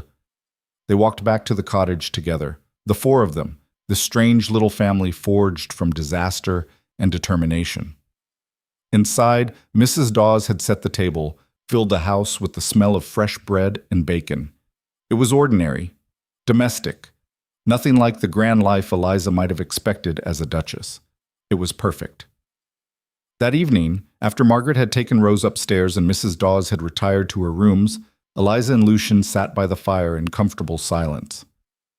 I got a letter from my father today, Eliza said quietly. He's doing well, working in the prison carpentry shop, teaching other inmates to read. Says it's the most useful he's felt in years. That's good. He deserves a chance to feel useful. He asked about you. Wanted to know if we're happy. Lucian looked at her, firelight catching the gray in his eyes and turning it silver. What did you tell him? I haven't written back yet. Wanted to think about my answer. She shifted closer, tucked her feet under his leg. But I think I know what I'll say, which is that we're building something real, that it's not always easy, but it's always worth it, that we're learning to be partners instead of strangers, that I'm... She paused, felt heat rise in her cheeks, that I'm happier than I ever thought possible after everything that happened. Really? Really? Are you? Happy, I mean? He pulled her onto his lap, wrapped his arms around her waist. I wake up every morning next to the strongest, most remarkable woman I've ever met. I get to work alongside people building something meaningful. I get to use my resources for actual good instead of just maintaining appearance. I get to love you openly without walls or distance. He kissed her temple. So yes, I'm happy. Happier than I have any right to be after how I treated you. You've more than made up for it, have I? Because I'm planning to spend the next 50 years continuing to make up for it, just to be sure. Eliza laughed, the sound free and genuine. 50 years of groveling? That seems excessive. Not groveling, loving. There's a difference. Is there? Absolutely. Groveling is about guilt. Loving is about gratitude. He turned her to face him properly. I'm grateful every day that you gave me another chance, that you saw who I could become instead of just who I was, that you're building this life with me. Stop. You'll make me cry. Would that be so bad? Yes, because then I'll be all blotchy and you'll feel obligated to comfort me and we'll never get around to the conversation I actually wanted to have. Which is? Eliza took a breath, suddenly nervous. I've been thinking about the future, about what we want to build beyond just Greywick. Go on. What if we expanded the model, used your other estates as proving grounds for different improvements? Education here, medical care there, agricultural innovation somewhere else. Built a network of villages that support each other, share resources, demonstrate what's possible. Her words came faster as excitement built. We could create real systemic change. Not just charity, but fundamental shifts in how estates are managed, how people are valued, how communities are built. Lucian was smiling. You want to revolutionize the entire estate system. Is that crazy? Probably. But it's also brilliant. He kissed her soundly. Let's do it. All of it. We'll use every resource, every connection, every ounce of influence we have to prove there's a better way. It'll take years, decades maybe. Then we'd better get started. They talked late into the night, planning and dreaming and building castles in the air that they'd make real through sheer stubborn will. When they finally made their way upstairs, Eliza felt energized rather than tired, fired with purpose and possibility. This was what she'd been missing her whole life. Not just love, but partnership. Someone who saw her vision and wanted to build it with her. Someone who valued her mind as much as her heart. Someone who'd learned to see her as more than the sum of her father's mistakes. In bed, wrapped in Lucian's arms, she whispered into the darkness, I love you. I don't think I've actually said that out loud yet. You haven't, but I knew anyway. His voice was rough with emotion. Say it again. I love you, Lucian Varick, even though you're stubborn and arrogant and completely impossible sometimes. Those are features, not flaws. If you say so, she snuggled closer. I love you anyway. I love you too. More than I thought possible. More than I knew I was capable of. He tightened his arms around her. Thank you for teaching me how. Teaching you how to love? Teaching me how to be human instead of just Duke. How to feel instead of just control. How to build instead of just maintain. He pressed his lips to her hair. You saved me, Eliza. In every way a person can be saved. We saved each other. Yes, we did. They fell asleep like that, tangled together in the cottage that had been exile and become home. Outside, autumn wind moved through the village they'd built from ashes. The school bell would ring in the morning, calling children to lessons. The general store would open, serving customers old and new. Life would continue in the rhythms they'd established through hard work and harder choices. But in this moment, there was just quiet. Just two people who'd found each other through the wreckage of their worst moments and built something beautiful from the pieces. Spring came again to Greywick, bringing new growth and fresh starts. The oak tree in the square bloomed for the first time, delicate flowers promising fruit to come. Gardens flourished in front of rebuilt cottages. And in Blackthorn Cottage, Eliza woke to find Lucian already awake, watching her with soft eyes. What? She mumbled, still half asleep. Just thinking about how lucky I am. It's too early for sentiment. It's never too early for truth. He pulled her close. I get to wake up next to you every day. That's a privilege I'll never take for granted. You're impossible in the mornings. You love it. She did. She loved him. His impossible optimism, his fierce determination to be better than he was, his willingness to work alongside common laborers despite his title. She loved the life they were building together, one difficult choice at a time. There were still challenges ahead. Her father would be in prison for at least another year. The estate reforms they'd planned would face resistance. Not everyone would understand or approve of how they chose to live, but they'd face it together. And that made all the difference. Later that morning, they walked through the village hand in hand, greeting people by name, stopping to admire new babies and hear about planned expansions. This was their kingdom now. Not acres and titles, but people and connections. At the school, Mrs. Tanner was teaching a class of 20 children from 5 different villages. The piano Lucian had gifted filled the room with music as a young girl practiced scales. She's got real talent, Mrs. Tanner said proudly. With proper training, she could be exceptional. Then she'll get proper training, Eliza said. Whatever she needs. You can't fund lessons for every talented child. Watch me. She smiled. That's exactly what the endowment is for. Opportunity. For everyone who wants to reach for it. They continued through the village, Lucian stopping to discuss construction plans with Morrison, Eliza checking in with Margaret about the lending library they were establishing. Rose toddled between them on unsteady legs, laughing at everything. This was their legacy. Not bloodlines or property, but the lives they touched, the opportunities they created, the future they helped build. As they climbed the hill back to Blackthorn Cottage that evening, sunset painting the sky in shades of gold and rose, Eliza stopped to look back at Greywick spread below. "Do you ever miss it?" Lucian asked. "The grand life you might have had?" "I had a grand life for about 3 hours on my wedding day. It was cold and lonely and full of people who despised me." She turned to him. "This is better. This is real. Even though it's hard sometimes, especially because it's hard. Easy things don't mean anything, but this," she gestured at the village, at the life they'd built from ruins. "This means everything." He kissed her there on the hillside with their village spread below and the future stretching ahead. And in that moment, Eliza knew with complete certainty that she'd found her place. Not in grand manners or society ballrooms, not in titles or wealth or the trappings of nobility, but here. In this village, she'd helped save. With this man, she'd helped heal, building a legacy that would outlast them both. Years later, when people asked about the Duchess of Varick, they wouldn't talk about her disgraced father or her scandalous exile.